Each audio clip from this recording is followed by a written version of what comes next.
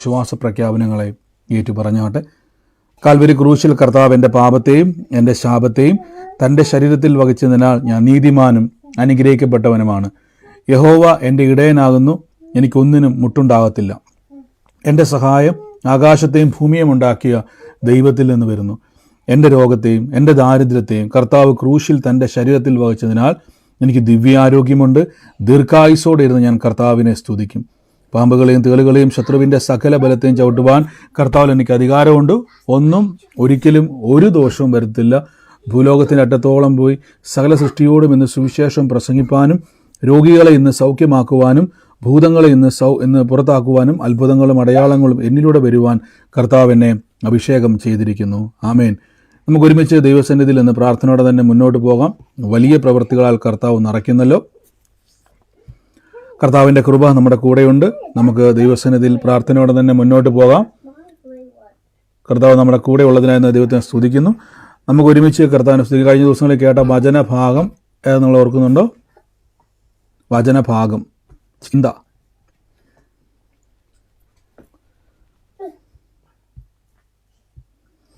ദൈവസന്നിധിയിൽ കരഞ്ഞു പ്രാർത്ഥിക്കരുത്.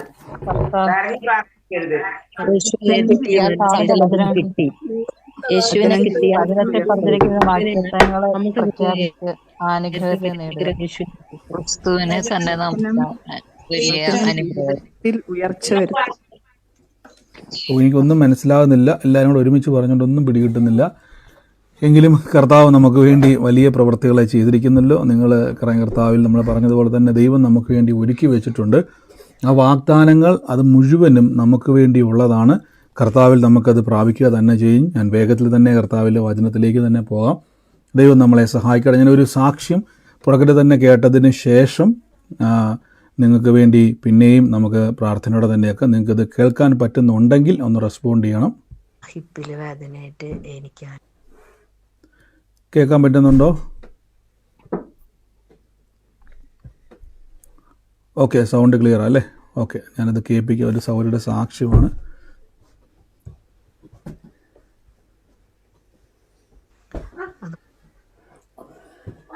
നമ്മുടെ വീടിൻ്റെ അടുത്തുള്ള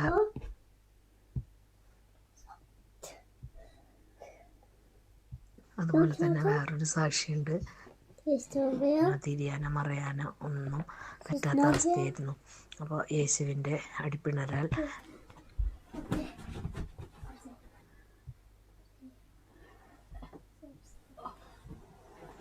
പ്രൈസ് ദി ലോർഡ്.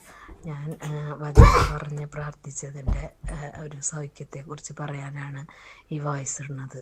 എൻ്റെ ഹസ്ബൻഡിന് നേരം വെളുത്ത് ഏറ്റപ്പോൾ ഹിപ്പിൽ വേദനയായിട്ട് എണിക്കാനോ തിരിയാനോ മറയാനോ ഒന്നും പറ്റാത്ത അവസ്ഥയായിരുന്നു. അപ്പോൾ യേശുവിൻ്റെ അടിപ്പിണരാൽ സൗഖ്യം വന്നിരിക്കുന്നു എന്ന് പറഞ്ഞ് നിരവധി തവണ പറഞ്ഞ് അത് സൗഖ്യം കിട്ടി. ഞങ്ങൾ വേദന സഹിക്കാൻ പറ്റാത്ത കാരണം കൊണ്ട് ഡോക്ടറെ ബുക്ക് ചെയ്തു. ഹസ്ബൻഡ് പറഞ്ഞു ഡോക്ടറെ ബുക്ക് ചെയ്യേ. അപ്പോൾ ബുക്ക് ചെയ്തപ്പോൾ ഇന്ന് കഴിഞ്ഞു, നാളെ വന്നാൽ മതി, നാളെ 11 മണിക്ക് ബുക്ക് 11 നമ്പർ, അപ്പോൾ നിങ്ങൾ നാളെ വായോ എന്ന് പറഞ്ഞിട്ട് ഹോസ്പിറ്റലിൽ നിന്ന് ഫോൺ വിളിച്ചപ്പോൾ പറഞ്ഞു. പക്ഷേ ഞാൻ വീണ്ടും യേശുവിൻ്റെ അടിപ്പിണരാൽ സൗഖ്യം വന്നിരിക്കുന്നു എന്ന് പറഞ്ഞു. ഹസ്ബൻഡിന് അങ്ങനെ വിശ്വാസമൊന്നുമില്ല. എന്നാലും ഞാൻ പറഞ്ഞു കാശ് കൊടുക്കൊന്നും വേണ്ടല്ലോ, പറയുന്നതുകൊണ്ട് കുഴപ്പമില്ലല്ലോ, യേശുവിൻ്റെ അടിപ്പിണരാൽ സൗഖ്യം വന്നിരിക്കുന്നു എന്ന് പറഞ്ഞു. അങ്ങനെ പലവട്ടം പറഞ്ഞു. ഹോസ്പിറ്റലിൽ പോവാതെ ഈ ഫർണിച്ചർ പണിയാണ്, ഫർണിച്ചർ പണിക്ക് പോകാനായിട്ട് സാധിച്ചു. ഇപ്പോൾ ഞാൻ ഉച്ചയ്ക്കും വിളിച്ച് ചോദിച്ചു എങ്ങനെയുണ്ട്. അപ്പോൾ ഇതുവരെ ഒരു വേദനയും വന്നിട്ടില്ല എന്നാണ് പറഞ്ഞത്. ദൈവത്തിന് മഹത്വം. അതുപോലെ തന്നെ വേറൊരു സാക്ഷിയുണ്ട്. ഞങ്ങളുടെ വീടിൻ്റെ അടുത്തുള്ള ഒരു അമ്മ, 68 വയസ്സായതാണ്. ആൾക്ക് ഡോക്ടറെ അടുത്ത് കൊണ്ടുപോയാലും ഒരു കുഴപ്പമില്ലാതിരിക്കണം എന്ന് പറഞ്ഞിട്ട് ഞാനും മോളും മനസ്സിൽ പ്രാർത്ഥിച്ചു. അപ്പോൾ അമ്മയുടെ മകളോട് പറഞ്ഞു ഒരു കുഴപ്പമുണ്ടാവില്ല, പോയിട്ട് ഒരു കുഴപ്പമുണ്ടാവില്ല, നിങ്ങൾ കിടത്തിയിട്ടാണ് സ്ട്രക്ചറിൽ ആക്സിഡൻ്റ് വണ്ടിയിൽ കൊണ്ടുപോയത്. അന്ന് വൈകുന്നേരം രാത്രി 1:30 ആയപ്പോൾ അവർ തിരിച്ചു വന്നു. ഒരു കുഴപ്പമില്ല, CT സ്കാനിൽ കുഴപ്പമില്ല, MRIയിൽ കുഴപ്പമില്ല, ഒരു കുഴപ്പമില്ലാണ്ട് അവർ തിരിച്ചു വന്നു. അന്ന് എല്ലാം നെഗറ്റീവായിരുന്നു. സ്കാനിങ്ങുകൾ, MRI, ബ്ലഡ് ടെസ്റ്റുമൊക്കെ. കയ്യിൻ്റെ ഷോൾഡർ ഒന്ന് വീണതുകൊണ്ട് ആ ഭാഗത്ത് ഷോൾഡറിൻ്റെ ഒരു ചെറിയൊരു ചതവ് പോലെയുണ്ട്. അതിന് വെറും ഒരു സ്ലിങ് മാത്രമേ ഇട്ടുള്ളൂ. അങ്ങനെ അവർ തിരിച്ചു വന്നു അന്ന് രാത്രി തന്നെ. അപ്പോൾ ബ്രദർ പറഞ്ഞിരുന്നല്ലോ, നമ്മൾ മറ്റുള്ളവർക്ക് വേണ്ടി പ്രാർത്ഥിക്കണം, അപ്പോഴാണ് നമ്മുടെ കൃപാവരങ്ങൾ ജ്വലിച്ച് വരികയെന്ന്. ആ വചനം, ആ ക്ലാസ് കേട്ടതിൽ പിന്നെ ഞങ്ങൾ അങ്ങനെ പ്രാർത്ഥിച്ചു. ഒരു കുഴപ്പമില്ലാതെ തിരിച്ചു വന്നു. ആമേൻ. കർത്താവ് അനുഗ്രഹിക്കട്ടെ. ഇന്ന് കേട്ട സാക്ഷ്യങ്ങൾ ഞാൻ തുടക്കത്തിൽ അത് കേൾപ്പിക്കാൻ കാരണം ഞാനത് വേറൊന്നുമല്ല. സാക്ഷ്യത്തിലൊന്ന്, ആ സഹോദരി തുടക്കത്തിൽ ഏറ്റവും അവസാനം പറഞ്ഞ വാക്കിൽ നിന്ന് തുടങ്ങാം. കൃപാവരങ്ങളുടെ ക്ലാസ് കേട്ടതിന് ശേഷമാണ് കർത്താവിലുള്ള ആ രോഗസൗഖ്യം ഞങ്ങളിലും പ്രവർത്തിക്കുമെന്ന് എനിക്ക് തോന്നുന്ന ആൻറ്റി പ്രാർത്ഥനയ്ക്കുണ്ട്. ഞാനത് എടുത്തു ചോദിക്കുന്നില്ല, കാരണം ആ സാക്ഷ്യം നമ്മൾ കേട്ടതാണ്. അപ്പോൾ ആൻറ്റി പറഞ്ഞതുപോലെ തന്നെ ഹസ്ബൻഡിന് ഇടുപ്പിന് വേദന വന്നു, വല്ലാത്ത വേദനയാൽ ഭാരപ്പെട്ടു. പ്രാർത്ഥിച്ചിട്ടും സൗഖ്യം കണ്ടില്ല. ഹസ്ബൻഡ് ഡോക്ടറെ കാണാൻ വേണ്ടി എല്ലാം ബുക്ക് ചെയ്തു. പക്ഷേ തുടർമാനമായിട്ട് പ്രാർത്ഥിച്ചുകൊണ്ടിരുന്ന എനിക്ക് ആ വാക്കാണ് ഇഷ്ടപ്പെട്ടത്. അപ്പം പിന്നെയും പ്രാർത്ഥിച്ചപ്പോൾ ഹസ്ബൻഡ് വെച്ച് ഇനി എന്തിനാ പ്രാർത്ഥിക്കുന്ന, ഡോക്ടറെ അടുത്ത് പോയപ്പോൾ ഉടനെ ആൻറ്റി പറഞ്ഞൊരു വാക്കുണ്ട്, നമുക്ക് ഫ്രീ ആയിട്ടല്ലേ, ഒരു പൈസയും മുടക്കാതെ ചെയ്യാൻ പറ്റുന്നൊരു കാര്യമല്ലേ പ്രാർത്ഥന. അങ്ങനെ പിന്നെയും പ്രാർത്ഥിച്ചുകൊണ്ടിരുന്നു. അവസാനം ഹോസ്പിറ്റലിൽ പോകേണ്ടി വന്നില്ല, വേദന അവിടെ മാറി. അപ്പോൾ തുടർച്ചയായിട്ട് പ്രാർത്ഥിച്ചുകൊണ്ടിരുന്നു. രണ്ടാമത്തെ കാര്യം, അടുത്തുള്ള വീട്ടിലെ ഒരു ആൻറ്റി വീഴ്ച നിമിത്തം ഒരു വലിയൊരു സ്ട്രെച്ചറിലാണ് കൊണ്ടുപോയത്. പക്ഷെ അവർ വിളിച്ചു പറഞ്ഞു, ഇല്ല, കർത്താവ് അവിടെ അത്ഭുതം ചെയ്യും, ധൈര്യമായിട്ടിരിക്കുക. തിരിച്ചവർ വന്ന സമയത്ത് തന്നെ ബുദ്ധിമുട്ടൊന്നുമില്ല. ചെറിയ വീഴ്ച നിമിത്തം ഉണ്ടായ കൈക്കൊരു ചെറിയൊരു മുറിവേ ഉണ്ടായിരുന്നുള്ളൂ, വേറെ കുഴപ്പമൊന്നുമില്ല എന്ന് പറയാൻ ഇടയായി തീർന്നു. അപ്പോൾ കൃപാവരങ്ങളുടെ ക്ലാസ് കേട്ടതുകൊണ്ട് എന്ത് ഗുണമുണ്ടായി? മറ്റുള്ള വ്യക്തികൾക്ക് വേണ്ടി പ്രാർത്ഥിച്ച് അവരുടെ ജീവിതത്തിൽ ദൈവികമായിട്ടുള്ള സൗഖ്യങ്ങളെ കാണുവാനും കർത്താവ് ഇടയാക്കി. അപ്പോൾ ഒന്ന് ആലോചിച്ച് നോക്കിയേ, നിങ്ങൾ ആ ക്ലാസ് കേട്ടില്ലായിരുന്നെങ്കിൽ, ആ സഹോദരി ആ ക്ലാസ് കേട്ടില്ലായിരുന്നെങ്കിൽ എന്ത് സംഭവിച്ചേനെ? പറ, കേട്ടില്ലായിരുന്നു എന്ത് സംഭവിച്ചേനെ? മറ്റുള്ളവർക്ക് വേണ്ടി പ്രാർത്ഥിക്കാൻ ഒന്നാമത് ആ കുടുംബത്തിൽ ആ അച്ചായൻ ആ പ്രശ്നം ഉണ്ടായപ്പോൾ ഹോസ്പിറ്റലിൽ പോയി, നമുക്കറിയത്തില്ല മുന്നോട്ട് എന്താ അവിടെ സംഭവിച്ചെന്ന് അറിയത്തില്ല. ചിലപ്പോൾ വീണ്ടും ഒരു ട്രീറ്റ്മെൻറ്റിലേക്കോ വീണ്ടും ഒരു ചികിത്സ ഒരു പദ്ധതിയിലേക്കോ അത് പോകും. പിന്നീട് നമുക്കറിയാം മരുന്നുകളും മറ്റുമൊക്കെ ആയിട്ട് പോകും. അത് അങ്ങനെ പോകാതെ ആ സൗഖ്യം കർത്താവിൽ ഉണ്ടെന്നുള്ളത് പ്രാർത്ഥിച്ചു, നടന്നില്ല, പിന്നെയും പ്രാർത്ഥിച്ചു. ഹസ്ബൻഡിന് വിശ്വാസമില്ല, ഹസ്ബൻഡിന് താല്പര്യമില്ല, എന്നിട്ട് പിന്നെയും പ്രാർത്ഥിച്ചു. കാരണം കർത്താവിലുള്ള സൗഖ്യം നമുക്ക് അവകാശമാണ്. ആ തിരിച്ചറിവിൽ മുന്നോട്ട് പ്രാർത്ഥിച്ചു. ആ വലിയ വിടുതൽ, ഒരു കുഴപ്പമില്ലാതെ ജോലിക്ക് പറഞ്ഞ പോലെ തന്നെ ഡോക്ടറെ പോലും കണ്ടില്ല, മരുന്ന് കഴിച്ചില്ല, പൂർണ്ണ സൗഖ്യം കർത്താവ് കൊടുക്കുന്നത് അനുഭവിക്കുവാൻ ഇടയായിത്തീർന്നു. അപ്പോൾ കർത്താവിൽ വിശ്വസിക്കുന്ന നിങ്ങളോട് ഞാൻ പറയുന്നു, നിങ്ങൾ കർത്താവിൽ തുടർച്ചയായിട്ട് നമ്മൾ ചെയ്യുകയും പ്രാർത്ഥിക്കുകയും ചെയ്തുകൊണ്ടിരുന്നാൽ നിങ്ങളുടെ ജീവിതത്തിൽ ദൈവപ്രവർത്തികൾ കാണാൻ കഴിയും. ഇന്ന് ഞാൻ കേൾക്കാൻ പോകുന്ന, അപ്പോൾ ആ രോഗസൗഖ്യത്തിൻ്റെ സാക്ഷ്യം കേട്ടല്ലോ, ആ ആൻറ്റി പ്രാർത്ഥിച്ചതുകൊണ്ട് കുടുംബത്തിൽ, അല്ലെങ്കിൽ ഞാൻ പറഞ്ഞു ചുമ്മാ നമ്മൾ പ്രാർത്ഥിക്കരുത്, കൈവച്ച് ആ വചനം പറഞ്ഞ് രോഗത്തിൻ്റെ മേൽ ജയമെടുക്കുക. ദൈവം നിങ്ങളിലൂടെ അസാധാരണമായ പ്രവർത്തി നടക്കും. ഈ കൂട്ടായ്മയിൽ കർത്താവ് നൽകിയിരിക്കുന്ന ഏറ്റവും വലിയൊരു കൃപ, നിങ്ങളൊരു ബ്രദറിൻ്റെ കീഴിലോ ബ്രദറിനെ ഡിപ്പെൻഡ് ചെയ്ത് നിൽക്കുന്നത്, നിങ്ങളിലൂടെ ദൈവം പ്രവർത്തിക്കുന്ന ഒരു തലത്തിലേക്ക് കർത്താവ് നിങ്ങളെ കൊണ്ടുവരുന്നുണ്ട്.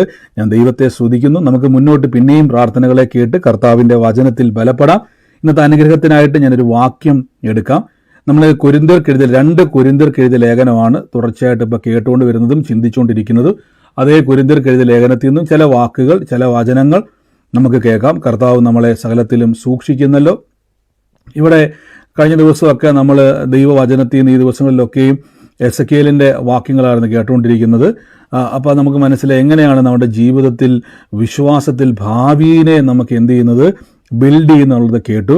2 രീതിയിൽ നമ്മൾ കേട്ടു. നമ്മുടെ ഭാവി പ്രവചന ആലോചനയിലൂടെ ഭാവികൾ തുറക്കുന്നത്, അത് മാത്രമല്ല ദൈവത്തിൻ്റെ വലിയ മഹത്വവും ദൈവം നമ്മളിൽ വചനത്തിലൂടെ നമ്മളൊരു പുതിയ ഭാവിയെ തുറക്കുകയാണ്. എന്നിട്ട് കർത്താവ് തുടക്കത്തിലെ പറഞ്ഞു, ജയൻ എന്ന് പറയുന്ന ഒരു വ്യക്തിയുടെ ഭവനത്തെ കർത്താവ് സ്പർശിക്കുന്നതായിട്ട് പറഞ്ഞു. ജയൻ എന്ന് പേര് പറയുന്ന ഒരു വ്യക്തിയുടെ ഭവനത്തെ, ആ വ്യക്തിയുമായിട്ട് ബന്ധപ്പെട്ട ആരെങ്കിലും എന്നെ ഇപ്പോൾ സൂമിലോ ലൈവിലോ കേൾക്കുന്നുണ്ടെങ്കിൽ കർത്താവോട് പറയുന്നു, ജയൻ എന്ന് പറയുന്ന വ്യക്തി ആരാ? ഹസ്ബൻഡാണ് അല്ലേ? കർത്താവ് പറഞ്ഞു വേഗത്തിൽ ആ വ്യക്തിക്ക് വേണ്ടി പ്രാർത്ഥിക്കേണ്ട കർത്താവ് പറയുന്നു. ഇന്ന് കർത്താവിൻ്റെ വലിയൊരു പ്രവൃത്തി ആ കുടുംബത്തിലേക്ക് കർത്താവ് ചെയ്യാൻ വേണ്ടി പോവാണ്. യേശുവിൻ്റെ നാമത്തിൽ ഇന്ന് പ്രാർത്ഥിക്കുന്ന കർത്താവെ, വേഗത്തിൽ ഇന്ന് കർത്താവിനെ കാണിക്കുന്ന ഒരു കാഴ്ച എന്ന് പറഞ്ഞു കഴിഞ്ഞാൽ കുടുംബത്തിൽ നിന്നും അനർത്ഥം വിട്ടുമാറുന്നതും ദൈവത്താൽ സൂക്ഷിക്കപ്പെടുന്ന ഒരു കാഴ്ച കർത്താവ് എന്നെ കാണിക്കുന്നു. ദൈവം അങ്ങ് സൂക്ഷിക്കുന്നതിന് നന്ദി. ഇനി വചനം കേൾക്കുമ്പോൾ അനർത്ഥം കയറത്തില്ല. ദൈവം പൊതിയുന്നതിന് നന്ദി. ദൈവം അത് ഉറപ്പിക്കുന്നതിന് നന്ദി. യേശുവിൻ്റെ നാമത്തിൽ തന്നെ ആമേൻ. പ്രാർത്ഥനയോടെ തന്നെ ഇരുന്നോണം. നമ്മൾ ഇതിൻ്റെ അകത്തിരിക്കുമ്പോൾ ഞാൻ എപ്പോഴും പറഞ്ഞു, നമ്മളൊരു സ്പിരിച്വൽ കവറിങ്ങിലാണ്. നമ്മളെല്ലാവരും ഒരു ആത്മീയ അന്തരീക്ഷത്തിൻ്റെ അകത്താണ് ഇരിക്കുന്നത്. ഇതിൻ്റെ അകത്ത് കർത്താവിൻ്റെ വലിയ പ്രവർത്തികളെ കാണാനും കേൾക്കുവാനും ദൈവം നമ്മളെ സഹായിക്കും. എന്നോട് കർത്താവ് മറ്റൊരു കാര്യം കൂടെ പറയുന്നു. ഞാൻ കാണുന്നത് വീടിൻ്റെ ഈ ഗേറ്റ് കടന്നു വരുമ്പോൾ, വീടിൻ്റെ ഗേറ്റ് ഒരു വ്യക്തി പുറത്തുനിന്ന് കയറി വന്നാൽ റൈറ്റ് സൈഡിലായിട്ട് ഈ ജാതിയുടെ മരം, ജാതിക്കായുള്ള ജാതി മരം വലതുവശത്ത് നിൽക്കുന്ന ഒരു വീട് കർത്താവ് എന്നെ കാണിക്കുകയാണ്. ഞാൻ കാണുന്ന ഒരു കാഴ്ച എന്ന് പറഞ്ഞാൽ, ആ ഒരു കുടുംബത്തിലേക്ക് ഒരു വ്യക്തി ഇങ്ങനെ നടന്ന് കയറി വരുന്ന, ഒരു ബാഗും തൂക്കിക്കൊണ്ട് എപ്പോഴും കയറി വരുന്ന ഒരു കാഴ്ചയാണ് ഞാൻ കാണുന്നത്. ആ വീടിൻ്റെ അകത്ത് തന്നെയുള്ള വ്യക്തിയാണ്. എന്നാൽ എപ്പോഴും ആ ഒരു റൈറ്റ് സൈഡിലേക്ക് ഇങ്ങനെ നോക്കി കയറി വരുന്ന ഒരു വ്യക്തിയെ എന്നെ കാണിക്കുക, കർത്താവിനെ കാണിക്കുന്ന. ആ കുടുംബത്തിലെ ആൺ തലമുറയെ കർത്താവ് സ്പർശിക്കുന്നതായിട്ടുണ്ട് പറയുന്നു. ഇത് കേട്ടുകൊണ്ടിരിക്കുന്ന ആ വ്യക്തിയോട് കർത്താവ് ഇങ്ങനെ സംസാരിക്കുകയാണ്. ആൺ തലമുറയെ ദൈവം സ്പർശിക്കുന്നു. എനിക്കറിയത്തില്ല റൈറ്റ് സൈഡിൽ എന്താണെന്നുള്ളത്, പക്ഷേ റൈറ്റ് സൈഡിലേക്ക് എപ്പോഴും ഇങ്ങനെ നോക്കുന്നത് കാണാം. ഇന്ന് കർത്താവോട് പറയുന്നു, കുടുംബത്തിൻ്റെ മേൽ യേശു ക്രിസ്തുവിൻ്റെ പ്രവൃത്തി വെളിപ്പെട്ട് അവൻ്റെ തടസ്സമായി കിടന്ന തലമുറയുടെ വിഷയത്തെ സ്വർഗം തൊടാൻ വേണ്ടി പോവാണ്. യേശുവിൻ്റെ നാമത്തിൽ ആരാന്ന് വെച്ച് ഏറ്റെടുത്തോണം. കർത്താവിനോട് പറയുന്നു, ഈ ദിവസങ്ങളിൽ ആ സ്ഥലത്തിൻ്റെ മേലുള്ള ചില കാര്യങ്ങൾ എന്നെ കാണിക്കുന്നു. ആ സ്ഥലവും എങ്ങനെയും അതിൻ്റെ അകത്ത് വലിയൊരു ഭാരം, ആ വീടിൻ്റെ അകത്ത് വലിയൊരു ഭാരം ഇങ്ങനെ കിടന്നുകൊണ്ട് ഇങ്ങനെ കുറേ നാളുകളായിട്ട് കയറിക്കൂടിയതാണ്. ഒരു സമാധാനമില്ലാതെ എപ്പോഴും ചില വാക്കുകൾ നിമിത്തം അങ്ങോട്ടും ഇങ്ങോട്ടും ചില പ്രശ്നങ്ങൾ ഉണ്ടായിട്ട് വലിയ വാക്കേറ്റത്തിലേക്ക് കൊണ്ടുപോകാൻ നോക്കുന്ന ചില പ്രശ്നങ്ങൾ ക്രിസ്തു യേശുവിൻ്റെ നാമത്തിൽ ഞാനത് സ്റ്റോപ്പ് ചെയ്യുന്നു. യേശുവിൻ്റെ നാമത്തിൽ അത് ഏറ്റെടുത്തോണം. കർത്താവ് അത് വലിയ സാക്ഷ്യമാക്കി മാറ്റുവാൻ ഇടയായത്തിന് സൂമിലായിക്കോട്ടെ, ലൈവിലായിക്കോട്ടെ, കർത്താവ് ഇന്ന് ആ കുടുംബത്തെ തൊടുകയാണ്. വലിയ അത്ഭുതത്താൽ ദൈവം നിറയ്ക്കുന്നു. യേശുവിൻ്റെ അധികാരമുള്ള നാമത്തിൽ തന്നെ ആമേൻ. കർത്താവ് നമ്മളെ അനുഗ്രഹിക്കുമാറാകട്ടെ. ദൈവത്തിൻ്റെ വലിയ പ്രവൃത്തി പറഞ്ഞു ചേർത്തലിൽ നിന്ന് എന്റെ മകനാണ്. വീട്ടിൽ നേരെ കയറുമ്പം ഗേറ്റ് തുറന്ന് ഇങ്ങോട്ട് അകത്തോട്ട് ഉള്ളിലേക്ക് വരുമ്പം റൈറ്റ് സൈഡിൽ ഒരു ജാതിമരം നിപ്പുണ്ട്. മോൻ ബാഗും തോളത്തിട്ട് വരാറുണ്ട്. ആമേൻ. എന്നോട് വല്ലതും പറഞ്ഞിട്ടുണ്ടോ? ഇസ്രായേൽ വീടിന്റെ അടയാളോ വല്ല കാര്യങ്ങളോ എല്ലാം പറഞ്ഞിട്ടുണ്ടോ? ഇല്ല ബ്രദറെ, ഇല്ല. ഉറപ്പാണോ? ഉറപ്പാ. ഞാൻ പല പ്രാവശ്യം പറഞ്ഞിട്ടുണ്ട് ഇതില്. ഞാൻ എന്റെ ശരീരത്തിന് വേണ്ടിയിട്ട് സൗഖ്യം തന്നതിനെ ഓർത്തൊക്കെ ദൈവത്തിന് ഞാൻ എന്നോട് ഞാൻ പറഞ്ഞാൽ ഈ വീട്ടിലോട്ട് കയറുന്ന വഴിയോ ഈ അടയാളങ്ങളോ വല്ലോ സിസ്റ്ററോട് പറഞ്ഞിട്ടുണ്ടോ? ഇല്ല പറഞ്ഞിട്ടില്ല. എന്നാൽ ഇന്ന് ആ മകൻ്റെ ജീവിതത്തിൽ വലിയൊരു ദൈവപ്രവൃത്തി വെളിപ്പെടാൻ വേണ്ടി പോവാണ്. ആമേൻ പറഞ്ഞ് ആലോചന ഏറ്റെടുത്തോണം. വലിയ സാക്ഷ്യമായിട്ട് കർത്താവ് തീർക്കാൻ വേണ്ടി പോകട്ടോ. യേശുവിൻ്റെ നാമത്തിൽ ഇത് സ്വീകരിച്ചോണം. വലിയൊരു സാക്ഷ്യം അവൻ്റെ ജീവിതത്തിൽ തുറക്കാൻ വേണ്ടി പോവാണ്. കർത്താവ് നിങ്ങളെ അനുഗ്രഹിക്കട്ടെ. തുടക്കത്തിൽ തന്നെ കർത്താവ് പ്രവചന ആലോചനയുടെ വലിയൊരു തലത്തെ നമ്മുടെ നടുവിൽ തുറന്നുകൊണ്ടിരിക്കുന്ന എല്ലാവരും പ്രാർത്ഥിച്ചുകൊണ്ടിരിക്കണം. ഞാൻ ഈ വചനത്തിലേക്ക് അല്പം കയറുന്നതിന് ശേഷം പിന്നെയും നമ്മൾ പ്രാർത്ഥിക്കും. കർത്താവ് നമ്മളെ സഹായിക്കുമാറാകട്ടെ. യേശുവിൻ്റെ നാമത്തിൽ എല്ലാവരും പ്രാർത്ഥിച്ചുകൊണ്ടിരുന്നത്. കർത്താവെ, ഞങ്ങളങ്ങേ വാഴ്ത്തി സ്തുതിക്കുന്നപ്പ, ഞങ്ങളങ്ങേ വാഴ്ത്തി സ്തുതിക്കുന്ന യേശുവേ, അങ്ങയുടെ വലിയ മഹത്വം ഞങ്ങളുടെ ജീവിതത്തിൽ വെളിപ്പെടുന്നല്ലോ. വലിയ മഹത്വത്താൽ ഇന്ന് കർത്താവ് ഞങ്ങളെ തൊടുന്നല്ലോ. അതോടൊപ്പം തന്നെ കർത്താവ് എന്നെ ഒരു ജയരാജ് എന്ന് പറയുന്ന ഒരു വ്യക്തിയുടെ ഭവനത്തെ കർത്താവ് സ്പർശിക്കുന്നു. ഈ ജയരാജ് എന്ന് പറയുന്ന വ്യക്തിക്ക് വേണ്ടി പ്രാർത്ഥിക്കുമ്പോൾ ഒരു സഹോദരിയെ കർത്താവിനെ എടുത്തു കാണിച്ചുകൊണ്ടിരിക്കുകയാണ്. ഇന്ന് എന്നോട് കർത്താവ് പറയുകയാണ്, ഇന്ന് ആ കുടുംബത്തിൻ്റെ മേൽ ഞാൻ കാണുന്നൊരു കാഴ്ച, ഇന്ന് കുറേ നാളുകളായിട്ട് ആ കുടുംബത്തിൻ്റെ അകത്ത് ഏകദേശം ഒരു 12 വർഷമായിട്ട് ആ കുടുംബത്തിൻ്റെ അകത്ത് ഒന്നിന് പുറകെ ഒന്നായിട്ട് ഓരോ വിഷയങ്ങൾ കൊണ്ടുവന്നിട്ട് പലപ്പോഴും അവർക്കൊരു കുരുക്ക് പോലെ തോന്നുന്നൊരവസ്ഥ ഉണ്ടാകുന്നുണ്ട്. എന്നാൽ ആ കുടുംബത്തിൻ്റെ മേൽ ദൈവത്തിൻ്റെ വലിയ പ്രവൃത്തിയെ കർത്താവ് ചെയ്യുവാൻ വേണ്ടി പോകുന്നു. എനിക്കറിയത്തില്ല, ജയരാജ് എന്നുള്ള പേര് കർത്താവ് എന്നെ സ്പെസിഫിക് ആയിട്ട് എടുത്ത് കാണിക്കുകയാണ്. യേശുവിൻ്റെ നാമത്തിൽ അത് റിലീസ് ചെയ്യുന്നു. ആ സകല ബന്ധനങ്ങളും യേശുവിൻ്റെ നാമത്തിൽ നിന്ന് കുടുംബം വിട്ട് മാറിപ്പോകട്ടെ. വലിയ ദൈവപ്രവൃത്തി അവിടെ ഉണ്ടാകുന്നല്ലോ. ഇന്ന് സൂമിലായിക്കോട്ടെ, ലൈവിലായിക്കോട്ടെ, ആ കുടുംബം ഇന്ന് എന്നെ കാണുന്നുണ്ടെങ്കിൽ ഈ കാലപ്പഴക്കം നിങ്ങൾ ശ്രദ്ധിക്കുക. അതിലൂടെ കയറിക്കൂടിയതെല്ലാം ഇന്ന് കുടുംബത്തിൽ നിന്ന് വിട്ടുമാറി ദൈവത്തിൻ്റെ വലിയ സാക്ഷ്യങ്ങളെ ദൈവം അവിടെ തുറക്കാൻ വേണ്ടി പോവാണ്. യേശുവിൻ്റെ നാമത്തിൽ റിലീസ് ചെയ്യുന്നപ്പാ കർത്താവ് അത്ഭുത മന്ത്രിയെന്ന് ഞങ്ങൾ ഇന്ന് കാണും, അനുഭവിക്കും. യേശു ക്രിസ്തുവിൻ്റെ നാമത്തിൽ തന്നെ. ഹല്ലേലൂയ. ആമേൻ. കർത്താവ് നമ്മളെ സമൃദ്ധമായിട്ട് അനുഗ്രഹിക്കുമാറാകട്ടെ. വലിയ പ്രവൃത്തികളാൽ കർത്താവ് നമ്മളെ നിറയ്ക്കുന്നല്ലോ. വൻ കാര്യങ്ങളെ കർത്താവ് നമ്മുടെ നടുവിൽ ചെയ്തുകൊണ്ടിരിക്കുന്നല്ലോ. അപ്പോൾ ഈ സമയത്ത് നിങ്ങളെല്ലാവരും പ്രാർത്ഥിച്ചുകൊണ്ടിരിക്കുന്ന സൂമിലായിക്കോട്ടെ, ലൈവിൽ ഫേസ്ബുക്കിലും യൂട്യൂബിലൊക്കെ ഉള്ളവർ കേൾക്കുക. നിങ്ങളുടെ ജീവിതത്തിൻ്റെ അകത്ത് കർത്താവിൻ്റെ വലിയ വഴിത്തിരിവുകൾ സംഭവിക്കുന്ന സമയമാണ്. കർത്താവ് നിങ്ങളെ സഹായിക്കും. ദൈവം നിങ്ങളുടെ ജീവിതത്തിൽ വലിയ പ്രവൃത്തികൾ ചെയ്തെടുക്കുന്ന സമയമാണ്. നമുക്ക് ഒരുമിച്ച് കർത്താവിൻ്റെ തിരുസന്നിധിയിൽ നിന്ന് വചനം കേൾക്കുക. അതിനുശേഷം പിന്നെയും നമുക്ക് പ്രാർത്ഥിക്കാം. ഇവിടെ നമ്മൾ വായിക്കുന്ന സമയത്ത് കൊരിന്ത്യർക്ക് എഴുതിയ ലേഖനമാണ് 2 കൊരിന്ത്യർ അതിൻ്റെ 11-ാമത്തെ അധ്യായം. 2 കൊരിന്ത്യർ 2-ാം അധ്യായത്തിൻ്റെ 11-ാമത്തെ വാക്യമാണ്. അവിടെ ഇങ്ങനെ കൊടുത്തിരിക്കുന്ന വാക്യം നിങ്ങൾ നോക്കിയാൽ കാണാൻ പറ്റും. സാത്താൻ നിങ്ങളെ തോൽപ്പിക്കരുത്. അടുത്ത വാക്യത്തിൽ പറയുന്നു, അവൻ്റെ തന്ത്രങ്ങളെ നാം അറിയാത്തവരല്ലോ. ശ്രദ്ധിച്ചോണം. ഇവിടെ വചനത്തിൽ അപ്പോസ്തലനായ പൗലോസ്ലീഹ പറയുകയാണ്, സാത്താൻ നമ്മളെ തോൽപ്പിക്കരുത്. അപ്പോൾ നിങ്ങൾ കഴിഞ്ഞ ദിവസമല്ലേ ബ്രദർ പറഞ്ഞ പിശാചിൻ്റെ തല തകർത്തിരിക്കുന്നു, പാമ്പുകളെയും തേളുകളെയും ശത്രുവിൻ്റെ സകല ബലത്തെയും ചവിട്ടുവാൻ കർത്താവ് നമുക്ക് അധികാരം തന്നിരിക്കുന്നു, ഒന്നും ഒരിക്കലും ഒരു ദോഷവും വരുത്തത്തില്ല എന്ന് പറഞ്ഞിട്ട് പിന്നെ എങ്ങനെയാണ് സാത്താൻ നമ്മളെ തോൽപ്പിക്കുന്നത്? ആ വാക്ക് മാത്രം കാണരുത്, അവിടെ തൊട്ടടുത്ത വാക്കിന് ശ്രദ്ധിച്ചോണം. അവൻ്റെ തന്ത്രങ്ങളെ, അവൻ്റെ ശക്തിയല്ല, അവൻ്റെ തന്ത്രങ്ങളെ നാം അറിയണം. അപ്പം അവൻ്റെ ശക്തിയല്ല നിങ്ങൾക്കെതിരെയുള്ള ആയുധം, തന്ത്രമാണ് അവൻ്റെ ആയുധം. ഞാൻ തുടക്കത്തിൽ ഒരു സാക്ഷ്യം കേൾപ്പിച്ചല്ലോ. ആൻറ്റിയുടെ ഭർത്താവിന് എന്ത് ചെയ്തു? പ്രിയ ഹസ്ബൻഡിന് വേദനയാൽ ഭാരപ്പെട്ട സമയത്ത് ഹോസ്പിറ്റലിൽ പോകാൻ ബുക്ക് ചെയ്തു. പക്ഷെ എന്ത് ചെയ്തു? ആ സമയത്താണ് ആ വചനം കേട്ട, കൃപാവരങ്ങളുടെ ശുശ്രൂഷയുടെ വചനം കേട്ടിട്ട് എന്നിലൂടെയും രോഗസൗഖ്യത്തിൻ്റെ വരവുണ്ടെന്നും ആ കൃപാവരം എന്നിൽ പ്രവർത്തിക്കുന്നുണ്ടെന്നും ഇതൊരവസരമായി കണ്ടു. അതായത് ഏതെങ്കിലും രോഗികളെ കാണുമ്പോൾ എപ്പോഴേലും എനിക്ക് സൗഖ്യം കൃപാവരം നടക്കും എന്നുള്ളതല്ല. ആ സമയത്ത് ആ രോഗത്താൽ ഭാരപ്പെടുന്ന ഭർത്താവിൻ്റെ മേൽ കൈവച്ച് പ്രാർത്ഥിച്ചു. അച്ചായന് വിശ്വാസമില്ല, ഈ പ്രാർത്ഥനയോട് താല്പര്യമില്ല, എങ്കിലും കൈവച്ച് അവിടെ പ്രാർത്ഥിച്ചു. അവിടെ എന്തു സംഭവിച്ചു? തുടർമാനമായിട്ട് ആ വചനം പറഞ്ഞ് പ്രാർത്ഥിച്ചുകൊണ്ടിരുന്നു. അവിടെ എന്തു സംഭവിച്ചു? ഹോസ്പിറ്റലിൽ പോകാതെ തന്നെ ആ രോഗം അവിടെ സൗഖ്യമാകുവാൻ ഇടയായിത്തീരുന്നു.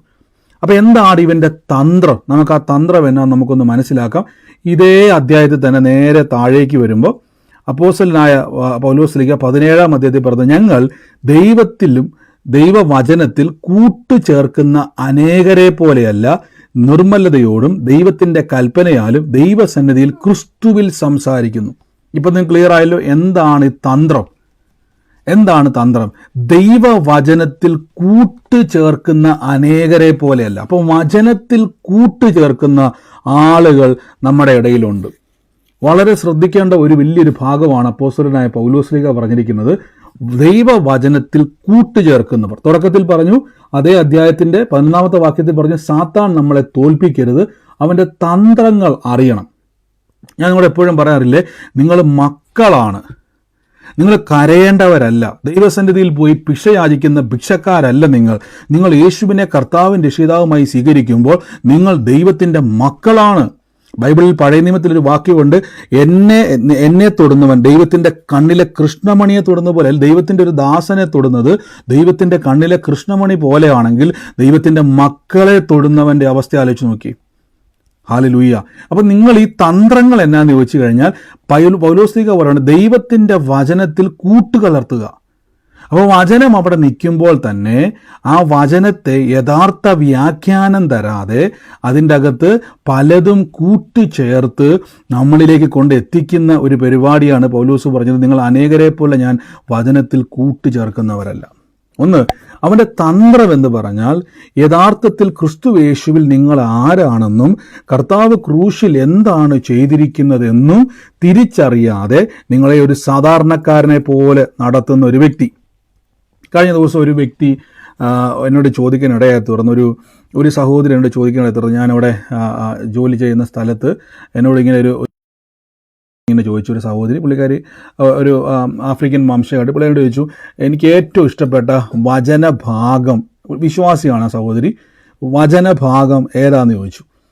അപ്പം ഞാൻ എനിക്ക് ഏറ്റവും ഇഷ്ടപ്പെട്ട വചന പുസ്തകം ഏതാണെന്ന് വെച്ചപ്പോൾ ഞാൻ പറഞ്ഞു റോമർക്ക് എഴുതിയ ലേഖനമാണെന്ന് പറഞ്ഞു.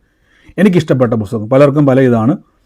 അപ്പോൾ ആ സഹോദരി പറഞ്ഞു, എനിക്കിഷ്ടമുള്ളത് സങ്കീർത്തനം 23 യഹോവ എൻ്റെ ഇടയനാകുന്നു, എനിക്കൊന്നിനും മുട്ടുണ്ടാകത്തില്ല. അപ്പോൾ എന്നോട് ചോദിച്ചു, എന്തുകൊണ്ടാണ് ഈ റോമാലേഖനം ഇഷ്ടപ്പെടാൻ കാരണം? അതിൻ്റെ അകത്ത് ഇഷ്ടപ്പെട്ട ചാപ്റ്റർ ഏതാണെന്ന് ചോദിച്ചു. അതായത് ഇഷ്ടപ്പെട്ട വേർഷൻ ഏതാണെന്ന് ചോദിച്ചു, വേഴ്സ് ഏതാണെന്ന് ചോദിച്ചു. ഞാൻ പറഞ്ഞു, എനിക്ക് ഇഷ്ടപ്പെട്ട അധ്യായം എന്ന് പറഞ്ഞാൽ റോമാലേഖനം 8-ാം അധ്യായം എന്ന് പറഞ്ഞു. അപ്പോൾ എന്തുകൊണ്ടാണ് റോമാലേഖനം 8-ാം അധ്യായം ഇഷ്ടപ്പെടാൻ കാരണം? കാര്യം അവിടെ പറയുന്നു, ഞാൻ ദൈവത്തിൻ്റെ മകനാണെന്ന് വ്യക്തമായി പറയുന്നു. നിങ്ങൾ മക്കളെങ്കിലോ നിങ്ങൾ അബ്ബാ പിതാവേ എന്ന് വിളിക്കുന്ന സ്വപുത്രന്റെ ആത്മാവിനെ പ്രാപിച്ചിരിക്കുന്നു എന്ന് അവിടെ വ്യക്തമായി പറയുന്നു. അപ്പോൾ സങ്കീർത്തനം 23 യഹോവ എൻ്റെ ഇടയനാകുന്നു എന്ന് പറയുന്നത് എനിക്ക് സന്തോഷമാണെങ്കിൽ പോലും റോമാലേഖനം 8-ാം അധ്യായം എന്നോട് പറയുന്നു, നീ ഇനി ദൈവത്തിൻ്റെ പുത്രനാണ്, നീ മകനാണ്, നീ അവകാശിയാണ്, നീ ദാസനല്ല, നീ ദൈവത്താലുള്ള ദൈവത്തിൻ്റെ മകനായി മാറിയിരിക്കുന്നു. അപ്പം ഈ തന്ത്രങ്ങൾ എന്നാന്ന് ചോദിച്ചാൽ, നിങ്ങൾ ആയിരിക്കുന്ന ആ ഒരു റിയാലിറ്റി, ഇപ്പം ഞാൻ പറഞ്ഞു നിങ്ങളെല്ലാവരും പല പ്രശ്നത്തിലിരിക്കുന്ന ആളുകളുണ്ട്, പല പ്രതിസന്ധിയിലിരിക്കുന്ന ആൾക്കാരുണ്ട്. ഈ പ്രതിസന്ധിയിലിരിക്കുമ്പോൾ ഞാൻ പറഞ്ഞു, നിങ്ങളുടെ ഈ എല്ലാ വിഷയത്തിനും മറുപടി ഉണ്ട്. ഞാൻ നിങ്ങളോട് എപ്പോഴും ഓർപ്പിക്കുന്ന കാര്യമില്ലേ, നമ്മൾ ഈ ഭാരപ്പെടുന്ന സകല വിഷയങ്ങളും ഈ ഭൂമിയിലെ വിഷയങ്ങളാണേ.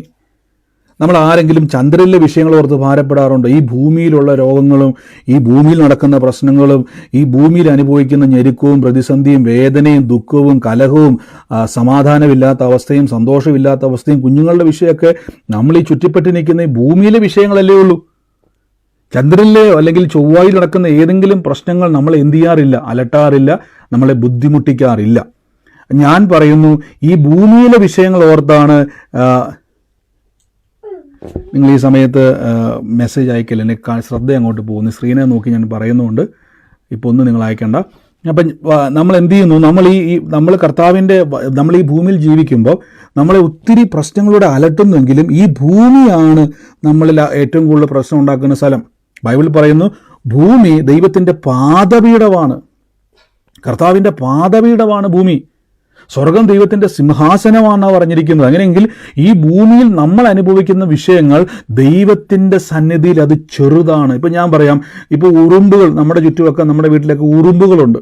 നിങ്ങൾക്കറിയാം, ഉറുമ്പുകൾ ഇങ്ങനെ എന്തെങ്കിലുമൊക്കെ ഒരു തരി, ആഹാരത്തിൻ്റെ തരി കിട്ടിയാൽ അതിങ്ങനെ എല്ലാവരുടെ കൂട്ടമായിട്ട് ചുമക്കുന്നത് കണ്ടു കഴിഞ്ഞാൽ നമ്മളങ്ങ് ഭയങ്കര ഭാരപ്പെട്ടല്ല, ഒരു ലഡുവിൻ്റെ ഒക്കെ ഒരു പീസ് താഴേക്ക് വീണ് കഴിഞ്ഞാൽ, ഞാൻ കഴിഞ്ഞ ദിവസം നോക്കുമായിരുന്നു, ഇതിങ്ങനെ വലുതായിട്ട് ചുമന്നുകൊണ്ട് പോവുക, ഇതിങ്ങനെ വലിയ ഭാരപ്പെട്ട് ഇവരിങ്ങനെ കൂട്ടമായിട്ട് ചുമക്കുക. പക്ഷേ നമുക്കത് കാണുമ്പോൾ ചിരി വരിക. അവർക്കത് ഭയങ്കര ബുദ്ധിമുട്ടാണ്, ഭയങ്കര ഭാരമാണ്. ആളെല്ലാം കൂട്ടി വലിയ ക്യൂ ആയിട്ട് ഇങ്ങനെ ചുമന്നുകൊണ്ട് പോകുമ്പോൾ നമ്മളതിൻ്റെ വലിയൊരു കഷ്ണം എടുത്താൽ പോലും നമുക്കതിൻ്റെ അകത്ത് ഭാരം തോന്നുന്നില്ല. അവർക്ക് ആ കുഞ്ഞു കഷ്ണം ഒരു ഭാരമാണ്. നമുക്കത് വലുതെടുത്താലും അതിൻ്റെ ഒരു 10 എടുത്ത് കൈ പിടിച്ചാലും നമുക്ക് ഭാരം തോന്നത്തില്ല. ഇതേപോലെയാ ദൈവം. നിങ്ങൾക്ക് ഭാരമായി തോന്നുന്നതൊന്നും ദൈവത്തിന് ഭാരമല്ല. നിങ്ങൾക്ക് ഭാരമായി തോന്നുന്ന ഒന്നും ദൈവത്തിന് ഭാരമല്ല. നിങ്ങളുടെ സകല വിഷയങ്ങൾക്കും ദൈവസന്നിധിയിൽ വളരെ ഈസി ആയിട്ട് മറുപടി ഉണ്ട്. പക്ഷെ നമുക്കതിലേക്ക് എത്തിച്ചേരുവാൻ ദൈവവചനമാണ് നമ്മളെ സഹായിക്കുന്നത്. അതുകൊണ്ടാണ് അപ്പോസ്തലനായ പൗലോസ്ലീഹ പറഞ്ഞ വാക്ക് നോക്കിക്കോണം. ഏറ്റവും ഒടുവിലത്തെ വാക്യത്തിൽ വരുവാണ്, ഞങ്ങൾ ദൈവത്തിൻ വചനത്തിൽ കൂട്ടുചേർക്കുന്ന അനേകരെ പോലെയല്ല. അപ്പൊ കൂട്ടുചേർക്കുന്നവരുണ്ട്, ദൈവത്തിൻ്റെ വചനത്തിൽ കൂട്ടുചേർക്കുന്ന അനേകരുണ്ട്. ശ്രദ്ധിച്ചോണം, ദൈവത്തിൻ്റെ വചനത്തിൽ കൂട്ടുചേർക്കുക. അത് എന്താണെന്നുള്ളത് ഞാനിപ്പോൾ പറഞ്ഞു തരാം. 2 കൊരിന്ത്യർക്ക് തന്നെ അതിൻ്റെ 3-ാം അധ്യായത്തിൻ്റെ 4ഉം 5ഉം വാക്യത്തിലോട്ട് പോകാം. ഈ വിധം ഉറപ്പ് ഞങ്ങൾക്ക് ദൈവത്തിൽ ക്രിസ്തുവിനാൽ ഉണ്ട്.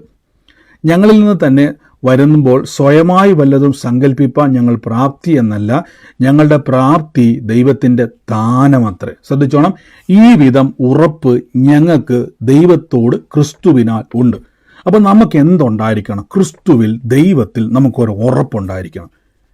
ആ സഹോദരി എന്തുകൊണ്ടാണ് പ്രാർത്ഥിക്കാനിടയായി തീർന്നത്? 1 പ്രാർത്ഥിച്ചു, 2 പ്രാർത്ഥിച്ചു, ഹസ്ബൻഡിന് ഒരു മാറ്റവും വന്നില്ല. ഞാൻ ചോദിച്ചോട്ടെ, പിന്നെ എന്തിനാ 3-ാമതും പ്രാർത്ഥിക്കുന്നത്? ഇനി 3-ാമതും പ്രാർത്ഥിച്ചിട്ട് പോട്ടെ, അത് മാറുന്നില്ലേ, പിന്നെ എന്തിനാ 4-ാമതും പ്രാർത്ഥിക്കുന്നത്? പറഞ്ഞില്ലേ, ഹസ്ബൻഡിന് അതിനെപ്പറ്റി വിശ്വാസമില്ല. പക്ഷെ ക്രിസ്തുവിൽ നമുക്കൊരു ഉറപ്പ് വന്നാൽ, അതാണ് ഈ വചനം കേൾക്കുമ്പോൾ നിങ്ങൾ വെറുതെ വചനം 10-20 ചിലർ പറയും 10-20 വർഷമായിട്ട് ബ്രദറെ ഞാൻ കർത്താവിൽ വന്നിട്ട് വചനം കേട്ടിട്ട് ധൈര്യത്തോടെ ഒരു വ്യക്തിക്ക് വേണ്ടി പ്രാർത്ഥിക്കാൻ എപ്പോഴാണ് നിങ്ങൾക്ക് പ്രാപ്തി ലഭിക്കുന്നത്? ആ സമയത്ത് മാത്രമേ നിങ്ങളൊരു വിശ്വാസിയാണെന്ന് അറിയുവാൻ കഴിയത്തുള്ളൂ. ഹല്ലേലൂയ. അതിൻ്റെ അർത്ഥം നിങ്ങളുടെ അകത്തെ ഉറപ്പ് പുറത്ത് കാണാൻ പറ്റും. ഒരു വ്യക്തിക്ക് വേണ്ടി പ്രാർത്ഥിക്കുമ്പോഴാണ്, ഒരു വ്യക്തിയെ വിശ്വാസത്തിൽ നിങ്ങൾ ബലപ്പെടുമ്പോഴാണ് നിങ്ങളുടെ അകത്തിരിക്കുന്ന ഉറപ്പിൽ നിങ്ങൾ വളരുന്നത്. അല്ലാത്ത പക്ഷം നമ്മൾക്ക് എന്താ സംഭവിക്കുന്നത് അറിയാവോ? നമ്മളെപ്പോഴും വചനത്തിൽ ഒരു ബന്ധമില്ലാത്തവർ. വചനത്തിലെ ബന്ധം എന്ന് പറഞ്ഞാൽ ഉറപ്പ് നമ്മളിൽ പ്രവേശിക്കും. ഇപ്പം ഞാൻ പറയാം, ഇപ്പോൾ ഉദാഹരണമായിട്ട് നിങ്ങൾക്ക് മനസ്സിലാക്കാൻ വേണ്ടി പറയാം, നമ്മൾ ആരെങ്കിലും ചായക്കകത്തുകൊണ്ട് ഉപ്പിടാറുണ്ടോ? ഉണ്ടോ? നിങ്ങൾ ആരെങ്കിലും ചായക്കകത്തുകൊണ്ട് ഉപ്പിടാറുണ്ടോ? ഇല്ല. എന്തുകൊണ്ടാണ് ഉപ്പിടാത്തത്? എന്തുകൊണ്ടാണ് ഉപ്പിടാത്തത്? നിങ്ങൾക്ക് ഉറപ്പാണോ? ഉറപ്പാണോ? ഉറപ്പാ. ഇപ്പം ഞാൻ വന്നിട്ട് നിങ്ങളുടെ വീട്ടിൽ വന്നിട്ട് നിങ്ങൾ എനിക്ക് ചായ തന്നപ്പോൾ അവിടെ പഞ്ചസാര ഇരിപ്പുണ്ട്, ഉപ്പ് ഇരിപ്പുണ്ട്. ഞാൻ ആ ഉപ്പ് എടുക്കാൻ വേണ്ടി വരുമ്പോൾ നിങ്ങൾ എന്നെ തടയുവോ, അല്ലെങ്കിൽ ബ്രദർ ഇഷ്ടമുള്ളത് ചെയ്യട്ടെ എന്ന് പറഞ്ഞുകൊണ്ടിരിക്കുവോ?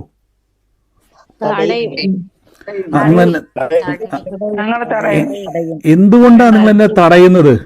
തടയുന്നതിന്റെ കാരണം ബ്രദറിന്റെ കൈ തടഞ്ഞാൽ ബ്രദറിന് ചിലപ്പോൾ ഇഷ്ടപ്പെട്ടില്ലായിരിക്കാം, അല്ലെങ്കിൽ ബ്രദറിന് അത് ബുദ്ധിമുട്ടായിരിക്കാം. പക്ഷെ നിങ്ങൾക്ക് ഉറപ്പാണ് ഇത് ദോഷം ചെയ്യും, ഇത് ദോഷം ചെയ്യുമെന്ന് ഉറപ്പുള്ളത് കൊണ്ട് ആ ഉറപ്പ് നിങ്ങൾ പ്രതികരിക്കും. ഇതുകൊണ്ടാണ് പൗലോസ് പറഞ്ഞത്, ക്രിസ്തുവേശുവിൽ എനിക്ക് എന്തുണ്ട്? ക്രിസ്തുവേശുവിൽ നിങ്ങൾ നോക്കിയേ, ഈ വിധം ഉറപ്പ് ഞങ്ങൾക്ക് ദൈവത്തിൽ ക്രിസ്തുവിനാൽ ഉണ്ട്. അപ്പൊ ദൈവത്തിൽ ഉറപ്പുള്ളവന്റെ പ്രത്യേകത, അവൻ എന്ത് ചെയ്യും? അവൻ പ്രവൃത്തി തലത്തിലേക്ക് അവന്റെ വിശ്വാസത്തെ കൊണ്ടുവന്നുകൊണ്ടേയിരിക്കും. ഈ ഉറപ്പില്ലാത്തപ്പോഴാണ് നമുക്ക് എന്ത് ചെയ്യുന്നത്? നമ്മുടെ പ്രവൃത്തി തലത്തിലേക്ക് വിശ്വാസം ഒഴുകത്തില്ല. ഇവിടെ പൗലോസ് പറയുകയാണ്, പിശാചിന്റെ തന്ത്രങ്ങളെ നിങ്ങൾ അറിയണം. അപ്പൊ അവന്റെ തന്ത്രം എന്നാന്ന് ചോദിച്ചു കഴിഞ്ഞാൽ, ദൈവവചനം കേൾക്കുന്ന നിങ്ങളിലേക്ക് അവൻ എന്ത് തരത്തില്ല? ഉറപ്പ് നിങ്ങളിലേക്ക് കൊണ്ടുവരാൻ നോക്കത്തില്ല. അപ്പൊ അതുകൊണ്ടാണ് ഞങ്ങൾ എപ്പോഴും പറയുന്നത്, കർത്താവിന്റെ വചനത്തിൽ എന്തു പറയുന്നു നിങ്ങളത് ഒരു വിശ്വസിക്കണം. ചില പ്രസംഗർ പറയാറുണ്ട്, ഭോഷനെ പോലെ വിശ്വസിക്കണം. എന്താണ് ഈ ഭോഷൻ എന്ന് പറഞ്ഞാൽ? എൻ്റെ അർത്ഥം വന്നിട്ട് ഭോഷനെ പോലെ വിശ്വസിക്കണം എന്നൊക്കെ നിങ്ങൾ എപ്പോഴും കേട്ടിട്ടുണ്ട് പ്രസംഗത്തിലൊക്കെ ചില ആൾക്കാർ പ്രസംഗിക്കുമ്പോൾ. എന്താണ് ഈ ഭോഷത്വം എന്ന് പറഞ്ഞാൽ?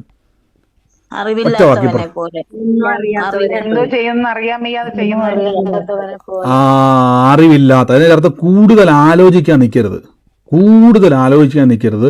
യേശുവിന്റെ നാമത്തിൽ ബൈബിൾ അങ്ങനെ പറയുന്നുണ്ടെങ്കിൽ ഈ ഒത്തിരി ആലോചിക്കുന്നവനൊന്നും പ്രാപിക്കാൻ കഴിയത്തില്ല.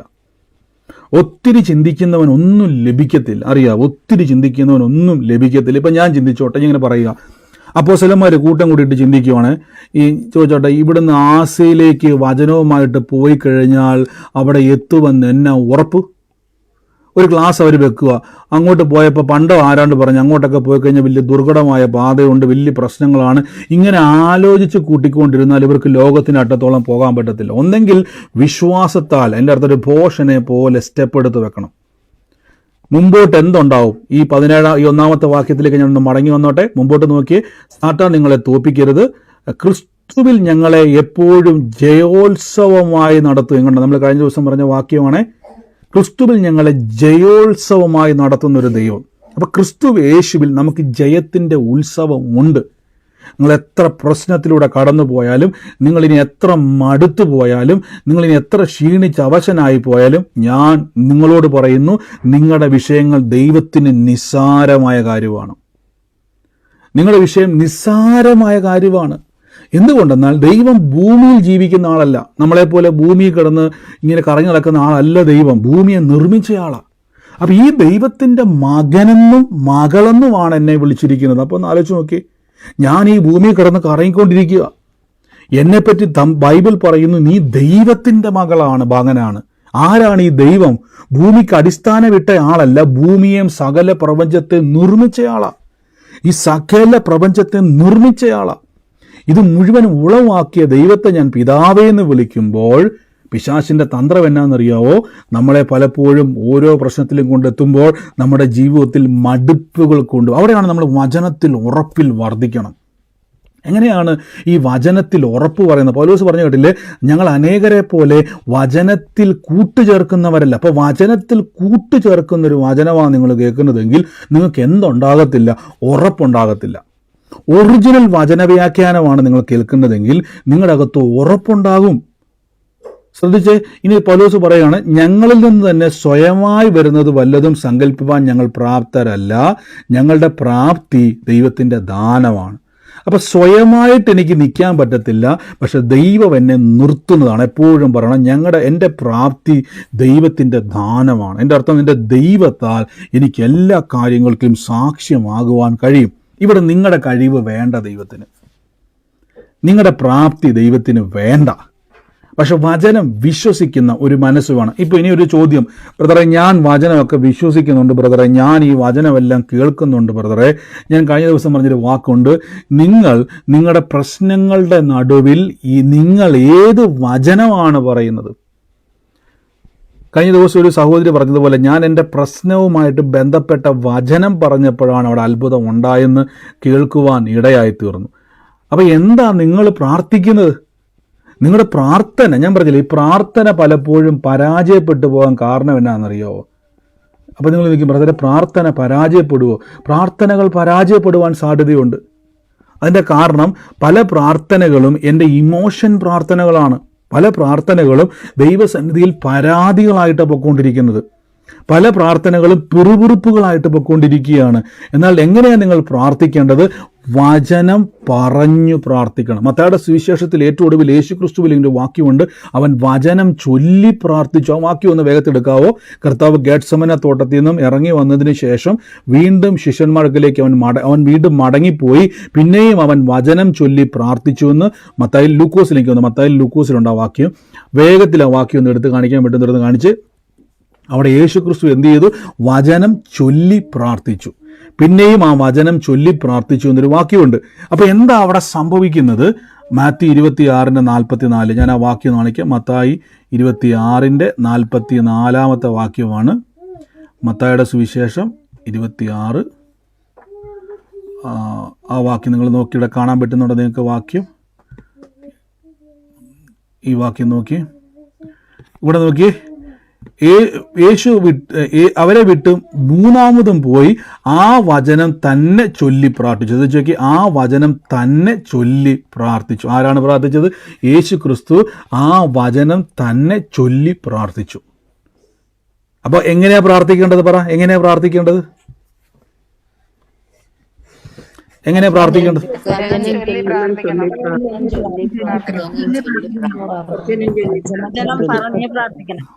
അപ്പൊ ഇതാരെ പ്രാർത്ഥിച്ചത്? യേശു ക്രിസ്തു എന്ത് ചെയ്തു? വചനം ചൊല്ലി പ്രാർത്ഥിച്ചു.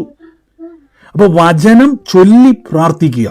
അപ്പൊ വചനം എന്ന് പറയുന്നത് പിശാചിനെ എതിർക്കാൻ കഴിയാത്തൊരു തന്ത്രമാണ്. നമ്മുടെ വെറും പ്രാർത്ഥനകൾ അവൻ്റെ തന്ത്രങ്ങളായി മാറുമ്പോൾ വചനം എന്ന് പറയുന്നത് ഒരു പ്രൂഫാണ്, ഒരു അടിസ്ഥാനമാണ്, ഒരു ഉറപ്പാണ്. ദൈവവുമായിട്ടുള്ള നമ്മുടെ ബന്ധമാണ് വചനം. ഈ വചനം പറഞ്ഞെന്താ ഈ പ്രാർത്ഥിക്കുന്നത്? വചനം പറയുമ്പോൾ നമുക്ക് മനസ്സിലാവും. അപ്പം നമ്മുടെ മൈൻഡ് വ്യത്യാസം വരും. ഞാൻ ഉദാഹരണം പറയാം. ഇപ്പം നിങ്ങൾ വലിയൊരു പ്രശ്നത്തിൽ അകപ്പെട്ടിരിക്കും. ഇപ്പം ഞാൻ ആ സാക്ഷ്യത്തിൽ തന്നെ നിൽക്കുവാണ്. ആ സാക്ഷ്യം തുടക്കത്തിൽ കേൾപ്പിച്ചത് വെച്ച് തന്നെ ഒന്ന് പറയാം. ആൻറ്റി എന്ത് ചെയ്തു? ആ രോഗമായിരിക്കുന്ന ഭർത്താവിന് വേണ്ടി പ്രാർത്ഥിക്കാൻ തുടങ്ങി. അപ്പം എന്താ പ്രാർത്ഥിക്കുന്നത്? എന്താ പ്രാർത്ഥിച്ചത്? നിങ്ങൾ ആ സാക്ഷ്യം കേട്ടവരൊന്ന് പറഞ്ഞു, എന്താ പ്രാർത്ഥിച്ചത് അവിടെ? ഒന്ന് പറ. യേശുവിന്റെ അടിപ്പിണരുകളാൽ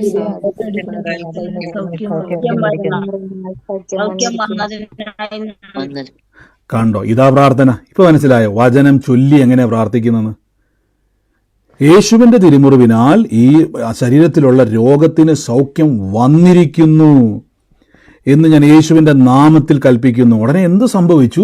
ഇതാണ് വചനം. വചനം ചൊല്ലി പറയും. വചനം പറയുമ്പോൾ അത് നിങ്ങളിൽ പ്രാർത്ഥനയായി മാറുകയാണ്.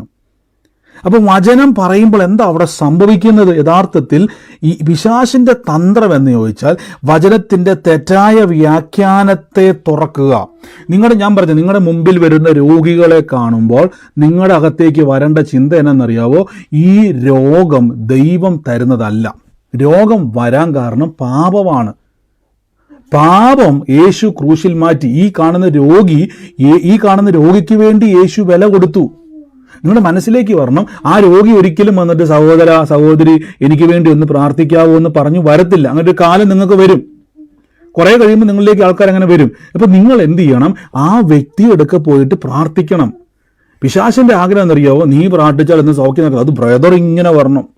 ബ്രദർമാരിങ്ങനെ അവിടുന്ന് ഇവിടുന്ന് എല്ലാം വന്ന് ചുറ്റി നടന്ന് പ്രാർത്ഥിക്കുമ്പോൾ അത്ഭുതം. ഇതാണ് എൻ്റെ തന്ത്രം. മനസ്സിലായോ? ഞാനൊരു തന്ത്രം അങ്ങ് പറഞ്ഞു തരും കേട്ടോ. അവൻ്റെ തന്ത്രം വചന വിരുദ്ധമായിട്ട് നമ്മളെ പറയും. നീ പ്രാർത്ഥിച്ചാലൊന്നും കുടുംബം രക്ഷപ്പെടാൻ പോകുന്നില്ല, നിന്നിലൂടെ ഒന്നും നടക്കാൻ പോകുന്നില്ല. നിങ്ങൾ എപ്പോഴും ഓർത്തോണം, നിങ്ങളുടെ ഉള്ളിൽ എപ്പോഴെങ്കിലും നിങ്ങളെ ഭാരപ്പെടുത്തുന്ന ചിന്തകൾ, വാക്കുകൾ മനസ്സിൽ വരുന്നുണ്ടെങ്കിൽ ഇതാണ് അവൻ്റെ തന്ത്രം.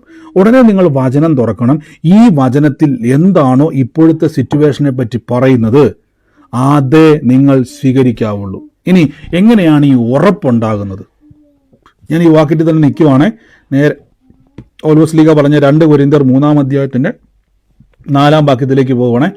ഈ വിധം ഉറപ്പ് ഞങ്ങൾക്ക് ദൈവത്തിൽ ക്രിസ്തുവിനാൽ ഉണ്ട്. അപ്പം ഞങ്ങൾക്കൊരു ഉറപ്പുണ്ട്, ദൈവത്തിലും ക്രിസ്തുവിലുമുണ്ട്. ഞാൻ നിങ്ങളോട് എപ്പോഴും പറയാറുണ്ട്, നിങ്ങൾ എപ്പോഴും നിങ്ങളുടെ ജീവിതത്തെ പ്രാക്ടീസ് ചെയ്യണം. 10 പേര് കൂടുന്ന ഒരു ധൈര്യം നിങ്ങൾക്ക് ഉണ്ടാകുന്ന തലത്തിൽ നിങ്ങൾ പുറത്തു വരണം. 10 പേരുണ്ടെങ്കിൽ എനിക്ക് ഭയങ്കര ധൈര്യമാണ് എന്നുള്ള തലത്തിൽ നിങ്ങൾ പുറത്തു പറഞ്ഞു. ഞാൻ പറഞ്ഞില്ല, ഞാൻ വിശ്വാസ ജീവിതത്തിൽ സുവിശേഷം പറയാൻ ഇറങ്ങിയ സമയത്ത് എൻ്റെ ഞാനും വൈഫൊക്കെ ഞങ്ങൾക്കൊരു ഇൻഡിക്കകത്തോട്ട് ഞാൻ ഇന്നും രാവിലെ ഓർക്കുമായിരുന്നു, ഒരു വലിയൊരു ബോക്സ് ഞാൻ കൊണ്ടുവരുന്നത്. ബോക്സ് എന്ന് പറഞ്ഞാൽ ഒരു പടുകൂറ്റൻ ബോക്സ്, അത് ഒരു സ്ഥലത്ത് കൊണ്ടുപോയി പണിയിപ്പിച്ച ബോക്സാണ്. ശരിക്കും പറഞ്ഞാൽ അത് പണിതൊക്കെ തെറ്റായ ഒരു പണിയായിരുന്നു. അന്ന് ഞങ്ങൾക്കൊരു ഫ്രീ ആയിട്ടൊരു സ്പീക്കർ കിട്ടിയതുകൊണ്ട് ഒരു പെട്ടി, ബോക്സ് എന്ന് പറയാൻ പറ്റത്തില്ല, നമ്മുടെ പ്രാർത്ഥനയിൽ ഉണ്ടായിരുന്നു. ഇപ്പോൾ ബ്രദർ അച്ഛൻ ഉണ്ടെങ്കിൽ അറിയത്തില്ല, ബിനോയ് അച്ഛൻ്റെ വീട്ടിൽ വെച്ച് അത് പണിയുന്നത്. അതാണെങ്കിൽ ആ കാറ് മൊത്തം നിറഞ്ഞിരിക്കും.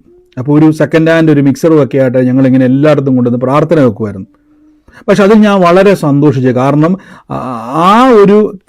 ആ ഒരു സംഭവം ഞാൻ കൊണ്ട് ബോക്സ് വെക്കും, നമ്മൾ തന്നെ മിക്സറെല്ലാം കണക്ട് ചെയ്യുന്നു, നമ്മൾ തന്നെ പ്രസംഗിക്കുന്നു. പക്ഷെ ആ കാലഘട്ടത്തിലൊക്കെ എനിക്കൊരു കാര്യം മനസ്സിലായി, ദൈവം നമ്മളെ ട്രെയിൻ ചെയ്യിപ്പിക്കുക. ആ ഒരു കാലഘട്ടത്തിൽ വിശ്വാസത്താൽ വിളിച്ചു പറഞ്ഞ പല കാര്യങ്ങളും ഇന്ന് സാക്ഷ്യമായിട്ട് കർത്താവ് മാറ്റിക്കൊണ്ടിരിക്കുക. അന്ന് ഞാൻ ആ ചെറിയ ഒരു ബോക്സ് വെക്കുമ്പോഴും എൻ്റെ മനസ്സിലെ ഉറപ്പ് എന്നാന്ന് ചോദിച്ചാൽ, ഞാൻ ഈ വലിയ ബോക്സുമായിട്ട് ചെറിയ കാര്യം ചെയ്തുകൊണ്ടിരിക്കുവല്ല, ഈ വലിയ ബോക്സും കുഞ്ഞു കാര്യങ്ങളുമായിട്ട് നിൽക്കുവല്ല, വൻ കാര്യങ്ങളിലേക്ക് സ്റ്റെപ്പ് എടുത്ത് വെച്ചുകൊണ്ടേ ഇരിക്കുകയാണ്.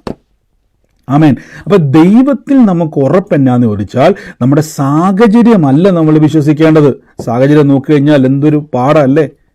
ഞാൻ കഴിഞ്ഞ ദിവസം നമ്മൾ ഈ തുടർമാനമായിട്ട് കൊരിന്ത്യലേഖനം 2 കൊരിന്ത്യർ ആരംഭിച്ചപ്പോൾ നമ്മൾ നേരെ എസെക്കിയേലും ഉൽപ്പത്തിയൊക്കെ കറങ്ങിപ്പോയായിരുന്നു. കഴിഞ്ഞ ദിവസം യാക്കോബിന്റെ കാര്യമൊക്കെ പറഞ്ഞായിരുന്നല്ലോ.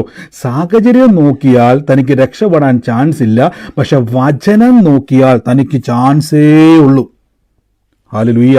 നിങ്ങളുടെ ജീവിതത്തിൽ ഒരു അത്ഭുതം നടക്കാൻ 100-ൽ 110% ഒരു ചാൻസ് ഇല്ലെങ്കിലും ബൈബിൾ തുറക്കണം. ഞാൻ കഴിഞ്ഞ ദിവസം ഏതോ ഒരു സാക്ഷ്യം ഇന്നാളെ കേട്ടപ്പോൾ എന്നോട് ഇങ്ങനെ പറഞ്ഞാൽ, ഒരു സാധ്യതയുമില്ല അവിടെ ദൈവപ്രവർത്തി നടക്കാൻ, ഒരു സാധ്യതയും ഇല്ല. പക്ഷേ ആ വചനം പറഞ്ഞു പ്രാർത്ഥിച്ചപ്പോൾ ദൈവപ്രവൃത്തി നടക്കുവാനിടയായി തീർന്നു. അതിൻ്റെ കാരണം എന്നാണെന്നറിയാവോ? നിങ്ങൾ തപ്പുന്നത് മുഴുവൻ ഭൂമിയിലുള്ള പ്രശ്നത്തിൻ്റെ പരിഹാരമാണ്. നമ്മുടെ വിടുതൽ വരുന്നത് സ്വർഗത്തിൽ നിന്നാണ്. നമ്മളൊരു പ്രഖ്യാപനം പറയത്തില്ലെന്ന്, എൻ്റെ സഹായം ആകാശത്തെയും ഭൂമിയെ ഉണ്ടാക്കിയ ദൈവത്തിൽ നിന്നാണ് വരുന്നത്. ആമേൻ. അപ്പൊ ദൈവത്തിൽ നിന്ന് വരുന്നത് ഈ ഭൂമിയിൽ നമുക്ക് ആ വരുന്ന നന്മയെ തുറക്കുന്ന ഒരു സ്ഥലമാണ് വചനം. അപ്പം ഈ വചനത്തിൽ നിങ്ങൾക്ക് എന്തുണ്ടായിരിക്കണം? ഉറപ്പുണ്ടായിരിക്കണം. അപ്പം എങ്ങനെ നമുക്ക് ഉറപ്പുണ്ടാകും? ഉറപ്പുണ്ടാകണമെങ്കിൽ വചനവുമായൊരു ബന്ധം നമുക്കുണ്ടാകണം. ആമേൻ. ഇപ്പം നിങ്ങൾ പറയുകയാണ്, ഇപ്പം എൻ്റെ പിശാചിൻ്റെ തന്ത്രം പറയാം, നിങ്ങളുടെ സാഹചര്യങ്ങളുമായിട്ട് നിങ്ങളെ താരതമ്യം ചെയ്യുന്ന കുറേ വചനങ്ങൾ കൊണ്ടുവന്നുകൊണ്ടിരിക്കും. ഇപ്പം ഉദാഹരണം പറയുകയാണ്, ഞാൻ കഷ്ടത്തിലിരുന്നപ്പോൾ ദൈവത്തോട് നിലവിളിച്ചു. സങ്കീർത്തനത്തിലൊരു വാക്യമാണ്. അങ്ങനെ പല സങ്കീർത്തന ഭാഗങ്ങൾ ഇങ്ങനെ ചേർത്ത് വെച്ചിട്ട്, കേട്ടോ, നീ വലിയൊരു കഷ്ടത്തിലായിരിക്കുന്നത്.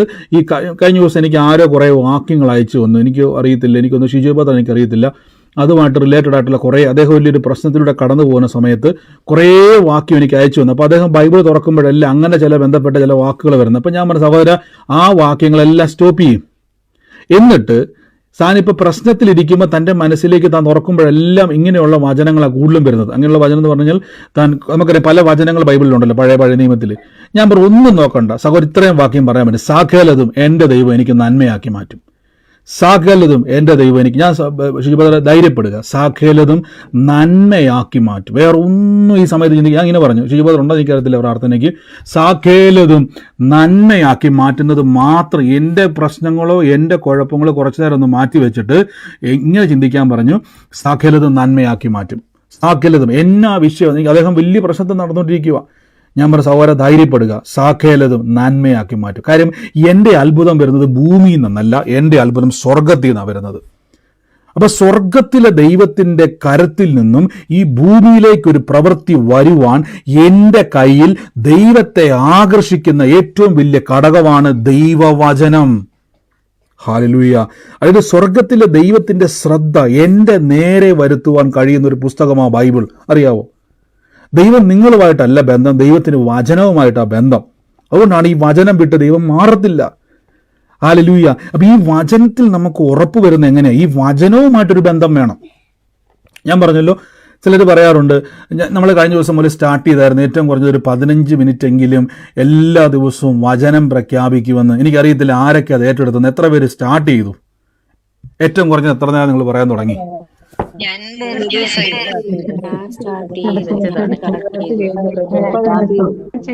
സ്റ്റാർട്ട് ചെയ്യണമെന്നോ? നീ സ്റ്റാർട്ട് ചെയ്തില്ലായിരുന്നോ? ഓക്കെ, സ്റ്റാർട്ട് ചെയ്തവർക്കാണ് ഞാൻ ദൈവത്തെ സ്തുതിക്കും. നിങ്ങൾ ആ ഡേറ്റ് ഒന്ന് എഴുതി വെക്കണം. ഉറപ്പായിട്ട് നിങ്ങൾ എന്നാണോ സ്റ്റാർട്ട് ചെയ്തത് ആ സ്റ്റാർട്ട് ചെയ്ത ഡേറ്റ് എഴുതി വെക്കണം. എന്നിട്ട് ഏറ്റവും കുറഞ്ഞത് ഞാൻ പറഞ്ഞൊരു 15 മിനിറ്റ്. അതെങ്ങനെയാണെന്നറിയോ? രാവിലെ എണീക്കുന്ന സമയത്ത്, കാപ്പിയൊക്കെ ഉണ്ടാക്കുന്ന സമയത്ത്, അടുക്കള നിൽക്കുമ്പോഴൊക്കെ ആണെങ്കിലും നിങ്ങൾ ഈ വചനം ഇങ്ങനെ തുടർച്ചയായിട്ട് പറഞ്ഞുകൊണ്ടിരിക്കണം.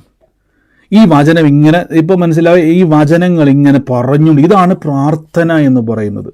പുതിയ നിയമത്തിലെ പ്രാർത്ഥന അന്യഭാഷ പ്രാർത്ഥനയാണ്. ഏറ്റവും പവറുള്ള പ്രാർത്ഥന അന്യഭാഷ പ്രാർത്ഥനയാണ്.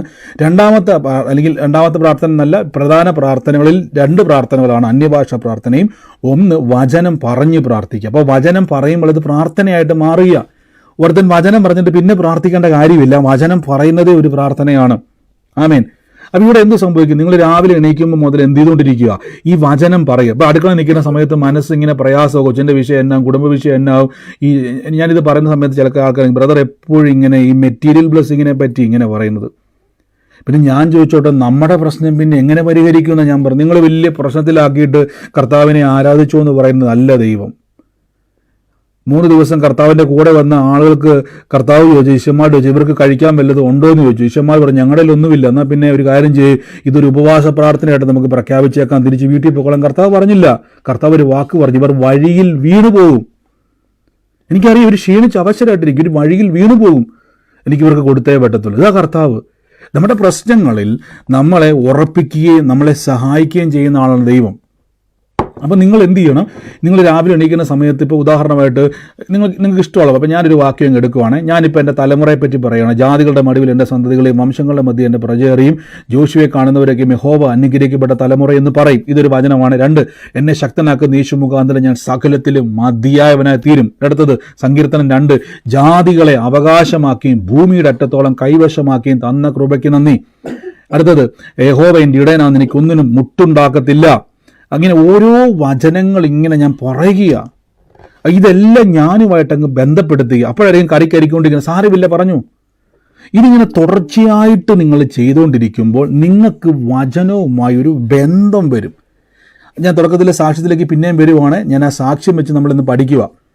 ആൻറ്റിക്ക് എന്തുകൊണ്ടാണ്, ആൻറ്റി ഇന്ന് പ്രാർത്ഥനയ്ക്കുണ്ടോ? ഈ പറഞ്ഞ ആൻറ്റി ഇന്ന് പ്രാർത്ഥനയ്ക്കുണ്ടോ? അത് യൂട്യൂബിൽ കാണുന്ന ആളാണ്, എനിക്ക് അറിയത്തില്ല. ഇന്ന് പ്രാർത്ഥനയിലുണ്ടോ അതോ യൂട്യൂബിലെ ആളാണോ അറിയത്തില്ല. അപ്പം ഈ ആൻറ്റിക്ക് അച്ചായന് വേദന വന്നപ്പം ആ കൃപാവരത്തിൻ്റെ ക്ലാസ് കേട്ടതുകൊണ്ടും എല്ലാ ദിവസവും വചനം യൂട്യൂബിലോ ഫേസ്ബുക്കിലോ എന്തു ആയിക്കോട്ടെ ഇത് കേൾക്കുന്നത് കൊണ്ടും ആൾക്ക് എന്ത് കിട്ടും? പെട്ടെന്ന് ഓർമ്മയിലേക്ക് വന്നു. അല്ലെ എന്ത് ചെയ്താന്? ഒരു ടൈഗർ ബാമോ അല്ലെങ്കിൽ ഒരു കുഴമ്പോ മർമാണി തൈലമോ മേടിച്ച് എന്ത് ചെയ്താന്? ഒരു തിരുമി ചൂട് പിടിപ്പിച്ചിട്ട് മാറിയില്ലെങ്കിൽ ഓട്ടോറിക്ഷ പിടിച്ച് ഡോക്ടറെ കാണാൻ വേണ്ടി പോയാൽ. ഇതാണ് സ്വാഭാവികമായിട്ട് സംഭവിക്കുന്നത്. പക്ഷേ ഈ സ്വാഭാവികമായി സംഭവിക്കേണ്ട കാര്യം ഇപ്പോൾ ഇച്ചിരി വ്യത്യാസം വരുത്തി. കുഴമ്പ് മേടിക്കാനും പോയില്ല, തൈലം പുരട്ടാനും പോയില്ല, ചൂട് വെക്കാനും പോയില്ല. അവിടെ കൈവച്ച് പ്രാർത്ഥിച്ചു. അച്ചായന് വിശ്വാസം ഇല്ലെങ്കിലും കൈവച്ച് പ്രാർത്ഥിച്ചു. യേശുവിൻ്റെ തിരുമുറിവിനാൽ ദിവ്യാരോഗ്യവും സൗഖ്യവും ഉണ്ട്. യേശുവിൻ്റെ നാമത്തിൽ സൗഖ്യമാക്കിയതിന് നന്ദി. മാറിയില്ല, കണ്ടോ? നിരാശ. 2ാമതും പ്രാർത്ഥിച്ചു. യേശുവിൻ്റെ തിരുമുറിവിനാൽ സൗഖ്യം വന്നതിന് നന്ദി. മാറുന്നില്ല. അപ്പോൾ ഞാൻ ചോട്ടെ, ഈ 3ഉം 4ഉം പ്രാവശ്യമൊക്കെ പ്രാർത്ഥിക്കാൻ ഈ മാറിയില്ലെങ്കിലും എന്തുകൊണ്ടാണ് പ്രാർത്ഥിക്കാൻ പറ്റുന്നത്? കാരണം ആ വചനവുമായിട്ട് ബന്ധമുള്ളവന് ഉറപ്പകത്തോട്ട് കയറും. ഈ ഉറപ്പ് വരുമ്പം നമുക്ക് ക്ഷീണവും മടുപ്പും നിരാശയും ഭയവും വന്നാലും പിന്നെയും നമ്മൾ വചനം പറയും. ഞാൻ പറഞ്ഞല്ലോ, ഞാൻ നിങ്ങളുടെ വീട്ടിൽ വന്ന് ചായ കുടിക്കുമ്പം പഞ്ചസാര ഇടേണ്ട സാധനത്ത് ഞാൻ ഉപ്പെടുത്തു. അയ്യോ ബ്രദറെ, അത് ഇടരുത്, ഉപ്പാന്ന് പറഞ്ഞ് കൈ തട്ടി മാറ്റുന്നതിൻ്റെ കാരണം നിങ്ങൾക്ക് ഉറപ്പാണ്. അതിട്ടാൽ മധുരമല്ല, പകരം ഉപ്പാണ്. ഉറപ്പുള്ളവൻ കൈ തട്ടി മാറ്റിയിരിക്കും.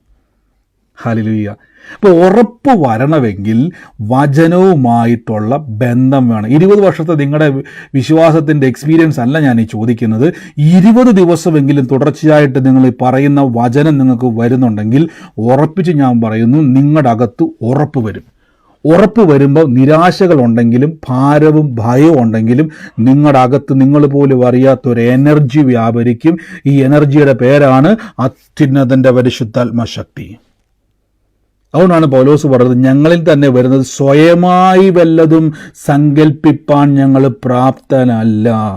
അപ്പം ഞങ്ങളുടെ അകത്തുനിന്ന് സ്വന്തമായിട്ടൊന്നും വരുന്നില്ല, പക്ഷെ ഞങ്ങളുടെ പ്രാപ്തി ദൈവത്തിൻ്റെ ദാനമാണ്.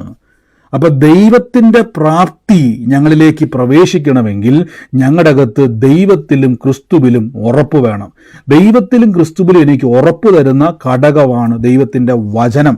അതുകൊണ്ടാണ് പൗലോസ് പറഞ്ഞത്, ഞങ്ങൾ അനേകരെ പോലെ വചനത്തിൽ കൂട്ടുചേർക്കുന്നവരല്ല. അപ്പം പിശാചിൻ്റെ തന്ത്രം എന്തുവാ? നമ്മളിങ്ങനെ ദൈവസന്നിധി പോയിട്ട് നമ്മുടെ വിഷയം പറഞ്ഞുകൊണ്ടിരിക്കുന്നത് തന്നെയാണ് അവൻ്റെ തന്ത്രം. കർത്താവേ എൻ്റെ കുഞ്ഞിൻ്റെ കാര്യം, കർത്താവേ എൻ്റെ കുടുംബ വിഷയം, കർത്താവേ എൻ്റെ ഭർത്താവിൻ്റെ വിഷയം, ഒന്ന് ശരിയാക്കണമേ, ഒന്ന് റെഡിയാക്കണമേ. ഞാൻ ചോട്ടെ, ഇത്രയും നാളും പറഞ്ഞിട്ട് വല്ലോ മാറ്റം ഉണ്ടായോ? കർത്താവ് ദുഷ്ടനായിട്ടൊന്നുമല്ല, നിങ്ങളെക്കൊണ്ട് പിശാച് ഇങ്ങനെ പ്രശ്നങ്ങൾ പറയിപ്പിച്ചുകൊണ്ടിരിക്കുക. ദൈവം നമുക്ക് ബൈബിൾ തന്നിരിക്കുന്നതും വചന വ്യാഖ്യാനങ്ങൾ നമുക്ക് തന്നിരിക്കുന്നതും ഇത് തിരിച്ചറിഞ്ഞ് മനസ്സിലാക്കാനാണ്. ഞാനിപ്പോൾ ഉദാഹരണമായിട്ട് പറയാം. ഇപ്പം നിങ്ങൾ മോശ, പുറപ്പാട് പുസ്തകത്തിൻ്റെ അകത്തൊരു വാക്യമുണ്ട്, ഞാൻ ആ വാക്യം പറ്റില്ലെന്ന് എടുക്കാം. പുറപ്പാട് പുസ്തകത്തിൽ മോശ ദൈവസന്നിധിയിൽ വന്നിട്ടൊരു വാക്ക് പറയുന്നുണ്ട്. ഇങ്ങനെ പറഞ്ഞേക്കുന്നത്, അതായത് മിസ്രൈമിലെ ജനം ഭയങ്കരമായിട്ട് അവർ ദൈവസന്നിധിയിൽ പെറുപെടുത്തുകൊണ്ടിരിക്കുക. ഉടനെ മോശ പറഞ്ഞു, കർത്താവേ എന്നാ ചെയ്യും? യഹോവ പറഞ്ഞൊരു വാക്കുണ്ട്, നീ എന്തിനാ എന്നോട് പറയുന്നത്? മുമ്പോട്ട് പോകുക എന്നൊരു വാക്ക് ദൈവം പറയുന്നുണ്ട്. അതായത് ഇത് എന്തിനാ എന്നോട് ഇങ്ങനെ പറഞ്ഞുകൊണ്ടിരിക്കുന്നത്? നീ നിന്റെ മുന്നോട്ട് പോവുക. നീ പെറുപെറുപ്പുകാരുടെ ലിസ്റ്റ് എടുത്തുകൊണ്ടിരിക്കാതെ, അവരെന്തു പറയുന്നു എന്നത് എന്നോട് വന്ന് എപ്പോഴും പറഞ്ഞുകൊണ്ടിരിക്കാതെ, നിന്നെ ഞാൻ ഏൽപ്പിച്ചതിൽ നീ മുന്നോട്ട് പോകുക. ഇന്ന് കണ്ട മിസ്രൈമിനെ നീ മേലാൽ കാണത്തില്ല എന്ന് മോശ പറയുന്നുണ്ട്. അപ്പോൾ അവിടെ എന്താ സംഭവിക്കുന്നത്? നമ്മുടെ മുമ്പിൽ വരുന്ന പ്രശ്നങ്ങളെ കാണുമ്പോൾ നിങ്ങൾ ദൈവസന്നിധിയിൽ പലപ്പോഴും നമ്മൾ ആ പ്രശ്നം പ്രാർത്ഥനയാണെന്ന് വിചാരിച്ച് നമ്മൾ പറഞ്ഞുകൊണ്ടിരിക്കുക. നമ്മളിങ്ങനെ പറഞ്ഞുകൊണ്ടിരിക്കുക ദൈവത്തോട്, കർത്താവേ എൻ്റെ കുഞ്ഞിൻ്റെ വിഷയം, എൻ്റെ കുടുംബ വിഷയം. ഇത് പലപ്പോഴും നമ്മൾ ചിന്തിക്കുന്നത് ഇതാണ് പ്രാർത്ഥനയെന്നാണ്. ഓക്കെ, പുറപ്പാട് 14:15 നോക്കട്ടെ, ഒരു മിനിറ്റ്. പുറപ്പാട് 14:15 ഞാൻ ആ വാക്യം നോക്കിയോട്ടെ. ഓക്കെ, ആ വാക്യം തന്നെയാണ്. ആരാ, റീത്ത സൗകര്യമാണോ? ഷിജു ആരാ എടുത്ത വാക്യം? ഓക്കെ, ഞാൻ ആ വാക്യം നിങ്ങളിന്ന് കാണിക്കാവേ. പുറപ്പാട് പുസ്തകം, ഈ സമയം പറക്കുവാണല്ലോ. പുറപ്പാട് പുസ്തകം 14-ാം അധ്യായത്തിൻ്റെ 14-ാമത്തെ വാക്യം നിങ്ങൾ നോക്കി. ഈ വാക്യം നോക്കി. യഹോവ നിങ്ങൾക്ക് വേണ്ടി യുദ്ധം ചെയ്തും നിങ്ങൾ മിണ്ടാതിരിപ്പിൻ എന്നവർ പറഞ്ഞു. ഇനി 13 മുതൽ വായിക്കാവേ. അതിന് മോശ ജനത്തോട്, ഭയപ്പെടേണ്ട, ഉറച്ചു നിൽക്കുക, യഹോവ നിങ്ങൾക്ക് വേണ്ടി ചെയ്യുന്ന രക്ഷ നീ കണ്ടുകൊള്ളുക. നിങ്ങൾ കണ്ടു കേട്ടിട്ട് മിസ്രൈമ്യരെ ഒരു നാളും കാണുകയില്ല. യഹോവ നിങ്ങൾക്ക് വേണ്ടി യുദ്ധം ചെയ്യുമെന്ന് പറഞ്ഞു. അപ്പോൾ യഹോവ മോശയോട് ചെയ്തത്, നീ എന്നോട് നിലവിളിക്കുന്നത് എന്ത്?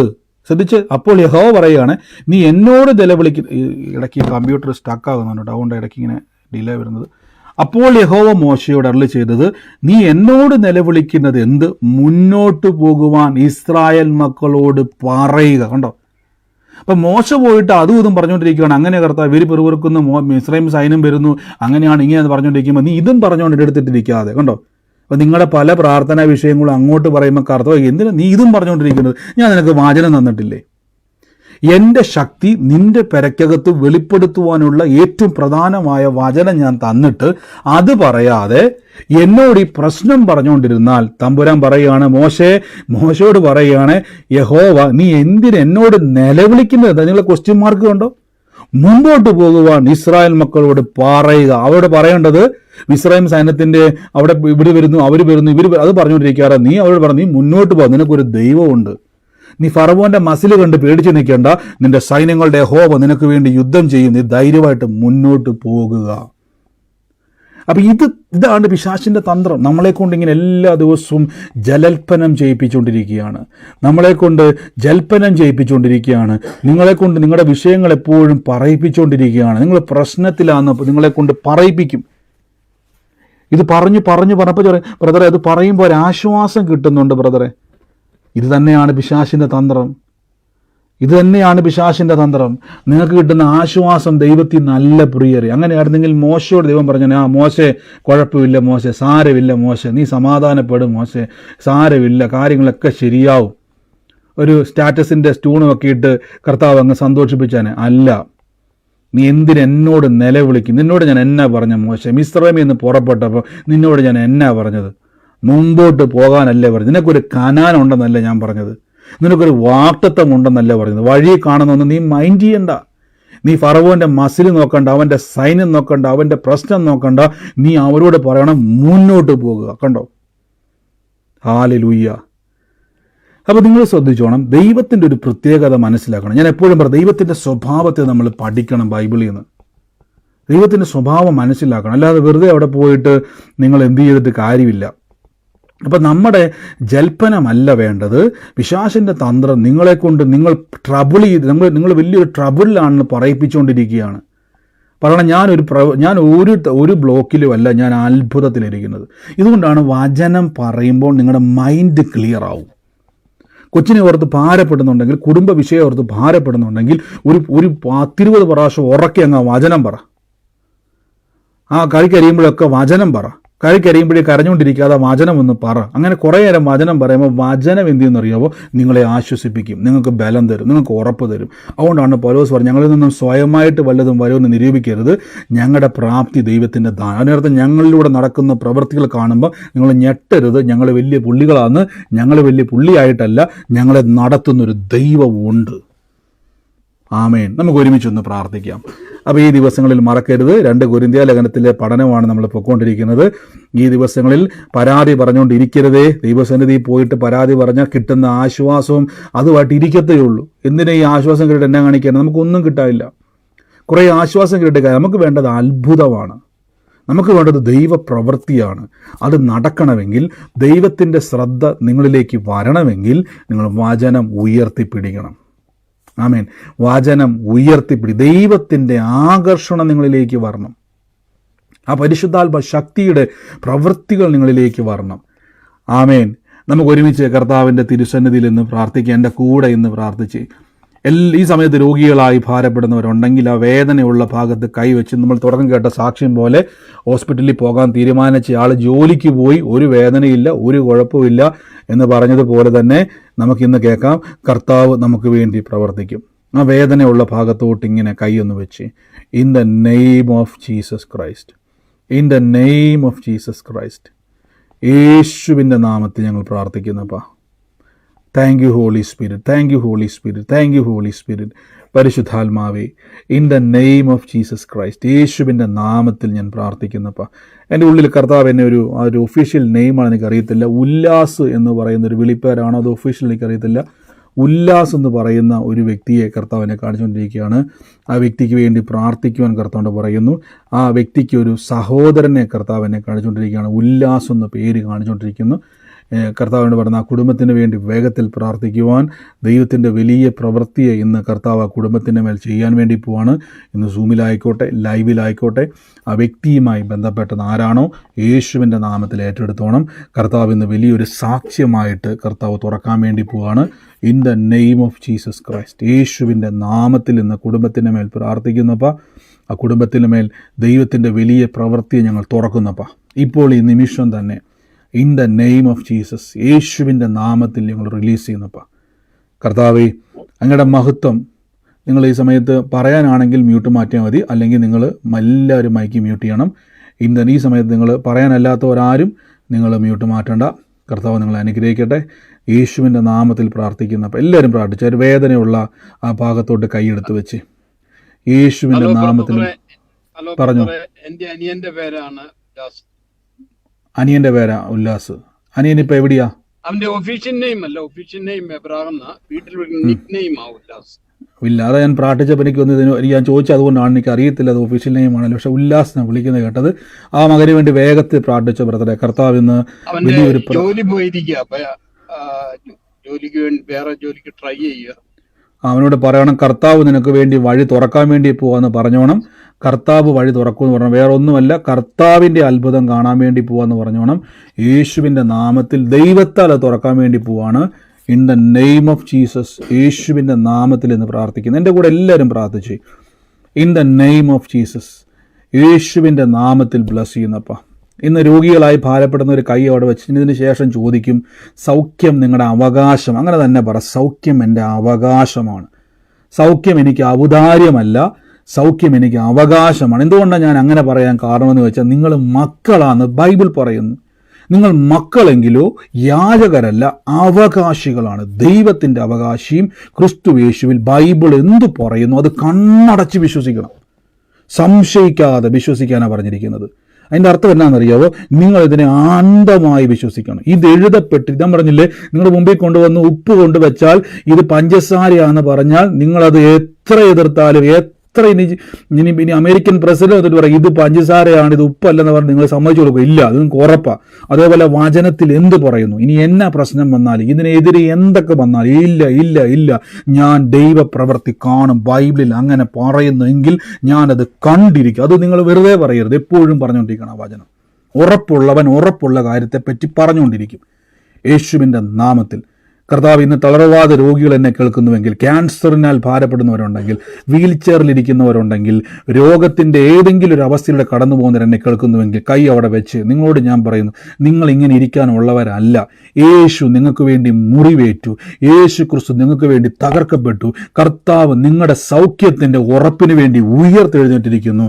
യേശുവിൻ്റെ നാമത്തിൽ ക്യാൻസറിനോട് പറഞ്ഞ, ക്യാൻസർ യേശു വഹിച്ചതാ, എൻ്റെ രോഗം യേശു വഹിച്ചതാ, എൻ്റെ തളർച്ച യേശു വഹിച്ചതാ, എൻ്റെ ഷുഗറും പ്രഷറും എല്ലാ രോഗബന്ധനങ്ങളും യേശു ക്രൂശിൽ വഹിച്ചതാ. ഞാൻ രോഗിയല്ല, ദിവ്യ ആരോഗ്യത്തിൽ ഞാൻ വിശ്വസിക്കുന്നു, ഞാൻ സൗഖ്യത്തിൽ വിശ്വസിക്കുന്നു. In the name of Jesus, യേശുവിൻ്റെ നാമത്തിൽ. ഈ സമയത്ത് വേദന മാറിയെന്നറിയുന്നവർ, അനുഭവിക്കാൻ പറ്റുന്നവരുണ്ടെങ്കിൽ, ആരെങ്കിലും ഉണ്ടെങ്കിൽ നിങ്ങൾക്ക് മ്യൂട്ട് മാറ്റി പറയാനുള്ള അവസരമാണ്. ഒന്ന് ചെക്ക് ചെയ്തുകൊണ്ടിരിക്കണം. എന്താണോ നിങ്ങളുടെ ബുദ്ധിമുട്ട് അത് നിങ്ങൾ നോക്കിക്കൊണ്ടിരിക്കണം. എന്താണോ നിങ്ങൾക്ക് കഴിയാത്തത് അത് നിങ്ങൾക്ക് സൗഖ്യങ്ങൾ നടക്കുന്നവർ, വേദന മാറുന്നവർ, ഞാൻ ഉറപ്പിച്ചു പറയുന്നു, കർത്താവ് നിങ്ങളുടെ മുറിവേറ്റതാണ്. ആരെങ്കിലും രോഗികളായി ഭാരപ്പെടുന്നവരുണ്ടെങ്കിൽ, എവിടെയെങ്കിലും ഇരുന്ന് കേൾക്കുന്നുണ്ടെങ്കിൽ, നിങ്ങളോട് ഞാൻ പറയുന്നു, നിങ്ങൾ യേശു ക്രിസ്തുവിൽ ദിവ്യ ആരോഗ്യത്തിലിരിക്കുന്നവരാണ്. ഒന്ന് ചെക്ക് ചെയ്തേ. ആ വേദനയുള്ള ആരെങ്കിലും ഇന്ന് കേൾക്കുന്നവരുണ്ടെങ്കിൽ ഒന്ന് ചെക്ക് ചെയ്തേ. ഈ സമയത്ത് കർത്താവിലുള്ള ദിവ്യ ആരോഗ്യം നിങ്ങൾക്ക് ലഭിച്ചിരിക്കുന്നു. നിങ്ങളുടെ മേലെ സൗഖ്യം വന്നിരിക്കുന്നു.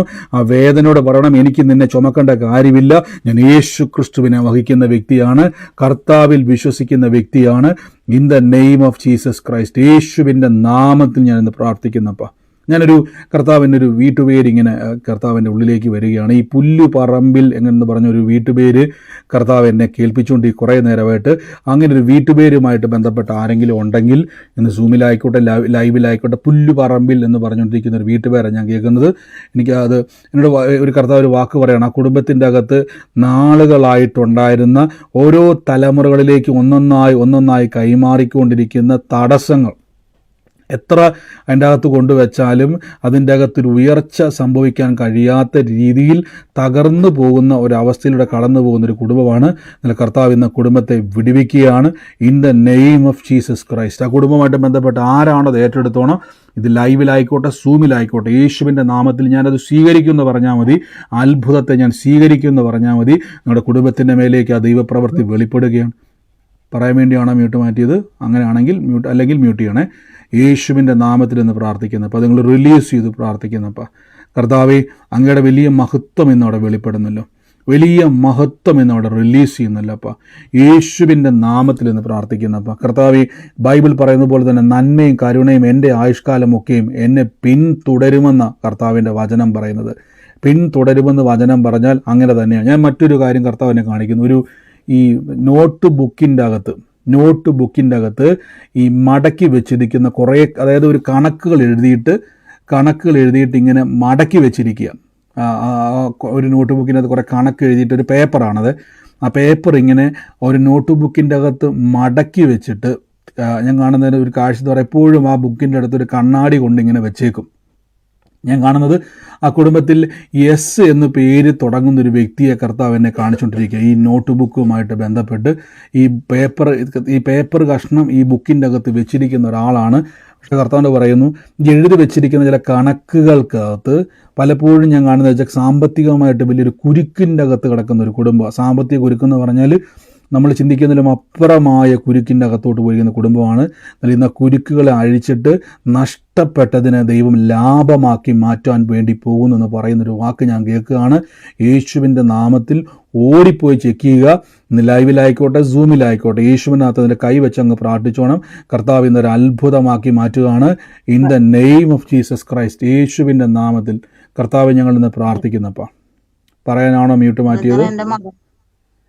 ആ എന്റെ പറഞ്ഞു. മകളാണ് സജന, പേര് സജന. സജന, ഈ പറഞ്ഞ പേപ്പർ അവിടെ വെച്ചിട്ടുണ്ട്. എങ്ങനെ ഇതിൻ്റെ അത് വല്ലോ? ഉണ്ട് കണക്ക്. ആൾക്ക് സാമ്പത്തിക ബുദ്ധിമുട്ടിന്റെ പേരിൽ എല്ലാ കണക്കുകളും എഴുതി പുള്ളി പുസ്തകത്തിൽ വെച്ചിട്ടുണ്ട്. സജന എന്ന് എസ് തുടങ്ങുന്ന പേരല്ലേ? അതെ. ഓ, യേശുവിന്റെ നാമത്തിൽ ഏറ്റെടുത്ത കർത്താവ് ഇന്ന് വലിയൊരു സാക്ഷ്യമാക്കി കർത്താവ് മാറ്റുവാണ്. യേശുവിൻ്റെ നാമത്തിൽ ഞങ്ങൾ ഇന്ന് ബ്ലസ് ചെയ്ത് പ്രാർത്ഥിക്കുന്നപ്പോൾ എല്ലാവരും പ്രാർത്ഥിച്ചുകൊണ്ടിരുന്നത്. ഈ സമയത്ത് വേദന വിട്ട് മാറിയവരുണ്ടെങ്കിൽ, ഈ സമയത്ത് ശരീരത്തിൽ വേദന വിട്ട് മാറിയത് ആരെങ്കിലും ഉണ്ടെങ്കിൽ, രോഗത്താൽ ഭാരപ്പെട്ടവരെങ്കിലും ബ്രദർ ഇപ്പൊ പറഞ്ഞ ദൈവാലോചന എന്റേതും കൂടെയാണ് ബ്രദർ, ഞാൻ സ്വീകരിക്കുന്നു. ഏറ്റെടുത്തത്. ഈ സമയത്ത് വേദന വിട്ട് മാറി ആരെങ്കിലും ഉണ്ട്? ശരീരത്തിൽ നിന്ന് വേദന. ഒരു മിനിറ്റ്. ഒരു ഗ്ലാസിന്റെ കാര്യം പറഞ്ഞു, അത് കണ്ണടയാണോ ഉദ്ദേശിച്ചത്? കണ്ണട പറഞ്ഞേക്കുന്നത്. ഈ സമയത്ത് ശരീരത്തിൽ നിന്ന് രോഗത്തിന്റെ വേദന. ഒരു മിനിറ്റ് ഞാൻ പറഞ്ഞ് ശ്രദ്ധിച്ചു കേട്ടെ. ഞാൻ പറഞ്ഞതിന് ശേഷം നിങ്ങൾ സ്ലോ ആയിട്ടാണ് കേൾക്കുന്നത് എനിക്ക് തോന്നുന്നു സൗണ്ട്. ഈ സമയത്ത് രോഗത്തിൽ നിന്ന് കർത്താവിൻ്റെ നാമത്തിൽ ഇന്ന് ഈ സമയത്ത് രോഗശക്തികൾ നിങ്ങളുടെ ശരീരത്തിൽ നിന്ന് മാറിപ്പോയ, വേദനകൾ മാറിപ്പോയ ആരെങ്കിലും ഇതിനകത്തുണ്ടെങ്കിൽ, ഉള്ളവരാരെങ്കിലും ഉണ്ടെങ്കിൽ നിങ്ങൾക്ക് ഇപ്പോൾ പറയാനുള്ള അവസരമാണ്. ആരെങ്കിലും ഉണ്ടെങ്കിൽ നിങ്ങൾക്ക് പറയാം. ഉള്ളവരാരെങ്കിലും ഉണ്ടെ പറഞ്ഞതിന് ശേഷം പിന്നെ നമ്മൾ പ്രാർത്ഥിക്കാൻ വേണ്ടി പോവാം. സ്തോത്രം ബ്രദറെ. പറഞ്ഞോ, ഒരു സാക്ഷ്യം പറഞ്ഞോട്ടെ? പറഞ്ഞോ, വേഗത്തിൽ പറഞ്ഞു, ചുരുക്കം വാക്കുകളിൽ. ഞാൻ കൊല്ലം കടകിൽ നിന്ന് ഷീലയാണ്. എന്റെ കാലില് രണ്ട് കാലിലും ഒരു 3 മാസം വരെ ആവും. വിരല് തൊട്ട് മുട്ടിന്റെ അതുവരെ എപ്പോഴും പെരുപ്പും തണുപ്പും, എന്താണെന്ന് പറയാൻ വയ്യാത്ത വല്ലാത്തൊരു അഴലൊക്കെ ഉണ്ടായിരുന്നു. ഇന്നലെ തൊട്ട് അത് മാറി. ഇന്നലെ സൗഖ്യ പ്രാർത്ഥനയ്ക്ക്. എത്ര നാളുള്ള വേദനയായിരുന്നു? 3 മാസമാവും. 3 മാസമായിട്ടുള്ള ബുദ്ധിമുട്ടായിരുന്നു. കർത്താവ് സൗഖ്യമാക്കി. ഗോഡ് ബ്ലസ് യു സിസ്റ്ററെ. കർത്താവ് തൊട്ടതിന് നന്ദി. യേശുവിൻ്റെ നാമത്തിൽ തന്നെ. മറ്റാരെങ്കിലും ഉണ്ടോ വേദനയിൽ നിന്നോ രോഗത്തിൽ നിന്നോ സൗഖ്യം നേടിയിട്ടുണ്ടെങ്കിൽ പറയാനുള്ള സമയമാണ്. അതിനുശേഷം നമുക്ക് ആലോചന കാര്യം പറയാം. ആരെങ്കിലും ഉണ്ടെങ്കിൽ നിങ്ങൾ പറഞ്ഞാട്ടെ. പറയാൻ വേണ്ടിയാണ് മ്യൂട്ട് മാറ്റിയത്. പറഞ്ഞു. ഞാൻ ഇന്ന് ഇരുന്നപ്പം മുതൽ ഇരിക്കുന്നതാണ്. ഇന്ന് കുറച്ച് കഴിഞ്ഞപ്പം മുതൽ എനിക്ക് അത് രാവിലെ കുറച്ച് കഴിഞ്ഞപ്പം മുതൽ എൻ്റെ കാലിന്, വലത് കാലിന്റെ ഉപ്പൂറ്റി മുതൽ മുട്ടിന്റെ അവിടം വരെ ഭയങ്കര വേദനയാണോ, ഒരു പെരുപ്പോ കഴപ്പോ എന്താണെന്ന് എനിക്കത് പറയാൻ പറ്റുന്നില്ല. ഞാൻ ഈ പ്രയറിന് കയറി ഇരിക്കുമ്പോഴും ഞാൻ ആ കാലെ തൊട്ടാ ഇങ്ങനെ ഇരുന്നേ. പക്ഷെ ഇതിന്റെ ഇടയിൽ എപ്പോഴാണോ എനിക്കത് പൂർണ്ണമായിട്ട് മാറി ബ്രദറെ. കാരണം ഒരു ചെറിയൊരു ആ ഒരു ബുദ്ധിമുട്ട് പോലും എൻ്റെ ആ കാലിന് ഇപ്പൊ ഫീൽ ചെയ്യുന്നില്ല. പൂർണ്ണമായിട്ട് അത് മാറി. മാറിയെന്ന് എനിക്കറിയില്ല. അത് പൂർണ്ണമായിട്ട് മാറി ആ പെരുപ്പ്, ആ ഫീലിങ്സ് എല്ലാം. ആമേൻ. കർത്താവേ, മാത്രമല്ല ബ്രദറെ, ഇന്ന് ഈ ഒരു 4-5 ദിവസമായിട്ട് എനിക്ക് അധികം കേൾക്കാൻ പറ്റുന്നില്ല. പെട്ടെന്ന് കട്ടായി പോയിട്ട് ഒരു 10 മിനിറ്റ് കഴിയാണ്ട് പിന്നെ എനിക്കത് കിട്ടത്തില്ല. പക്ഷെ ഇന്നും അതേപോലെ സ്റ്റാർട്ട് ചെയ്ത് തുടങ്ങിയത് അങ്ങനെ തന്നെയാ.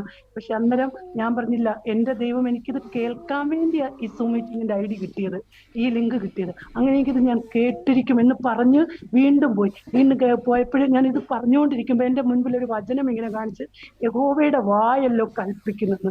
അപ്പം മുതൽ ഞാൻ ഈ വചനം ഇങ്ങനെ പറയാൻ തുടങ്ങി. ഒരു 3 പ്രാവശ്യം പോയി. പക്ഷെ പോയ അതേ സ്പീഡിൽ തന്നെ വേഗം എനിക്ക് വീണ്ടും ലിങ്ക് കിട്ടുന്നു. വീണ്ടും എനിക്ക് കിട്ടുന്നുണ്ട്.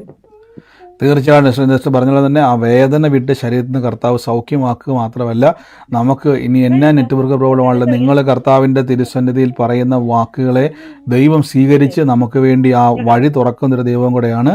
കർത്താവ് അനുഗ്രഹിക്കട്ടെ. ഗോഡ് ബ്ലസ് യു സിസ്റ്ററെ, യേശുവിൻ്റെ നാമത്തിൽ തന്നെ. ആമേൻ.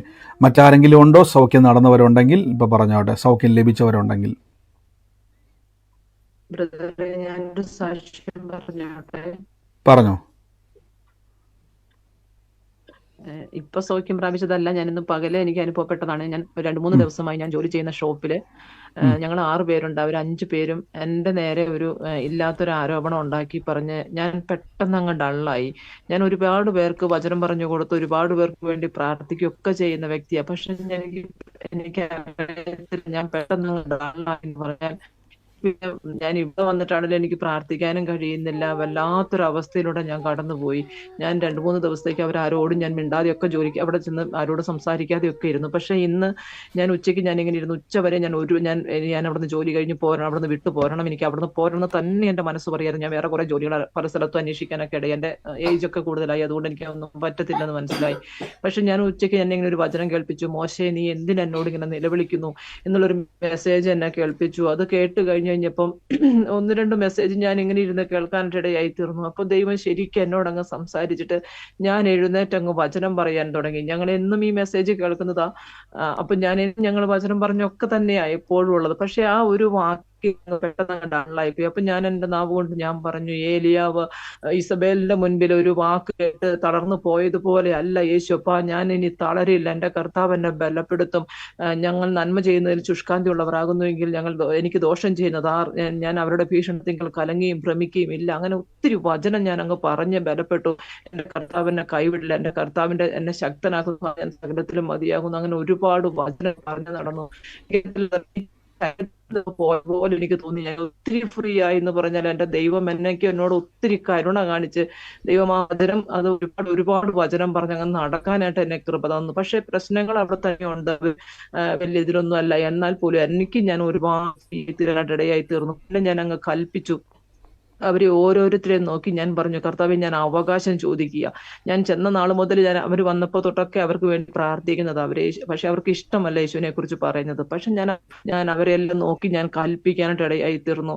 എൻ്റെ യേശുവിൻ്റെ നാമത്തിൽ ഞാൻ അവകാശമായി ചോദിക്കുന്നവരെല്ലാവരും എൻ്റെ യേശുവിനെ അറിയുമെന്ന് പറഞ്ഞ് ഞാൻ ആ വചനം പറഞ്ഞ് ഞാൻ പ്രാർത്ഥിക്കാനായിട്ട് ഇടയായി. ഈ വചനം കേൾക്കാൻ തുടങ്ങിയ കാലം മുതൽ ഞങ്ങൾ ഒത്തിരി ബലപ്പെടാനായിട്ട് ഇടയായി. അപ്പോൾ ഈ വചനം ഞാനിങ്ങനെ പറഞ്ഞ് പ്രാർത്ഥിച്ചു. ദൈവം എനിക്ക്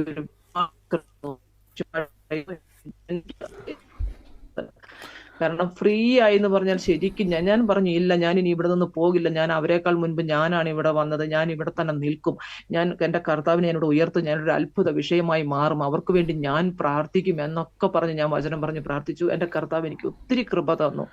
ആമേൻ. തീർച്ചയായിട്ടും ബ്രേസ്റ്റ് പറഞ്ഞത് വലിയൊരു കാര്യമാണ്. കാര്യം ആ ഒരു മാനസികാവസ്ഥയിൽ വിട്ടുകൊടുത്തില്ല. ആ സമയത്ത് വചനം അങ്ങോട്ട് പറഞ്ഞപ്പോൾ ഒരു അസാമാന്യമായ ധൈര്യവും അതായത് നമ്മളിന്ന് കേട്ട വചനവുമായിട്ട് നല്ല ബന്ധമാണ്. ഈ സാക്ഷ്യം ഉറപ്പകത്തുണ്ടായി. ഞാനല്ല പോകേണ്ടത്, എന്നെ എതിർക്കുന്നവനാണ് ഇവിടുന്ന് പോകേണ്ടത്, ഞാനിവിടെ നിൽക്കും, ഞാൻ ഓടത്തില്ല എന്നുള്ള ഉറപ്പകത്തോട്ട് കയറി. ഇതാണ് വചനം ചൊല്ലി പ്രാർത്ഥിക്കുന്നവർക്കുള്ള അനുഗ്രഹം. ഞാൻ ഒരു നിമിഷം നമുക്ക് പിന്നെയും സാക്ഷിയൊക്കെ ജസ്റ്റ് ഒന്ന് നമുക്ക് കർത്താവിൻ്റെ വേലയിൽ വിതച്ചവർക്ക് വേണ്ടി ഒന്ന് പ്രാർത്ഥിച്ചോട്ടെ. കർത്താവ്, ഞാൻ യേശുവിൻ്റെ നാമത്തിൽ അവരെ ബ്ലസ് ചെയ്ത് പ്രാർത്ഥിക്കുന്നു. കർത്താവിൻ്റെ വേലയിൽ വിതച്ചവരെ ബ്ലസ് ചെയ്യുന്നു. അതോടൊപ്പം തന്നെ ഈ ദിവസങ്ങളിൽ കർത്താവ് നമ്മൾ ഫെബ്രുവരി നടക്കുന്ന മീറ്റിങ്ങിനൊക്കെ ഓർത്ത് നിങ്ങൾ പ്രാർത്ഥിക്കുക. ഞാൻ അവരെ ബ്ലസ് ചെയ്യുന്നു. വൻ കാര്യങ്ങളെ കർത്താവ് ചെയ്യുന്നതിന് നന്ദി പറയുന്നു. വിതച്ചവർ കൊയ്യുന്നുള്ള വചനത്താൽ അനുഗ്രഹിക്കുന്നു. യേശുവിൻ്റെ അധികാരമുള്ള നാമത്തിൽ തന്നെ ആമേൻ. ഹല്ലേലൂയ.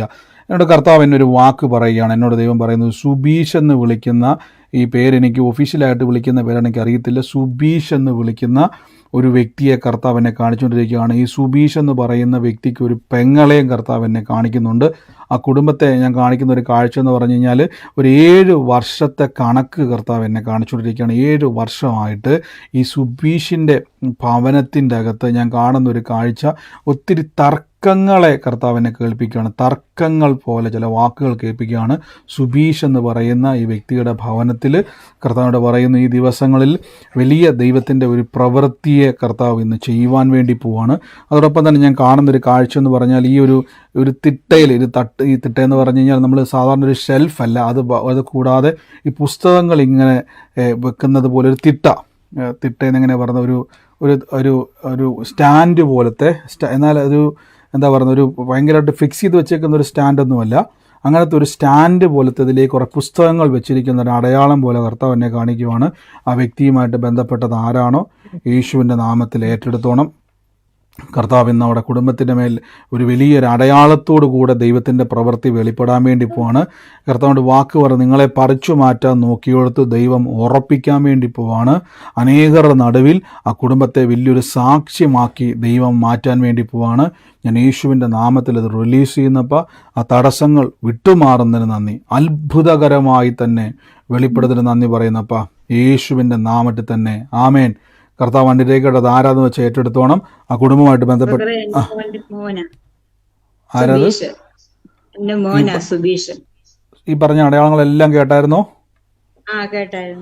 ഏറ്റെടുത്തോട്ടെ സിസ്റ്ററെ. കർത്താവ് ഇന്ന് ആ കുടുംബത്തിൽ 7 വർഷമായിട്ട് എൻ്റെ കുടുംബത്തിൽ നിന്നും കർത്താവ് കയറി കൂടിയ സകലത്തെ കേട്ടില്ല സിസ്റ്ററെ? 7 വർഷമായിട്ട് കയറിക്കൂടിയതിനെ കർത്താവ് എടുത്ത് മാറ്റുകയാണ്. വലിയ ദൈവപ്രവൃത്തിയെ കർത്താവ് അവിടെ ചെയ്യുകയാണ്.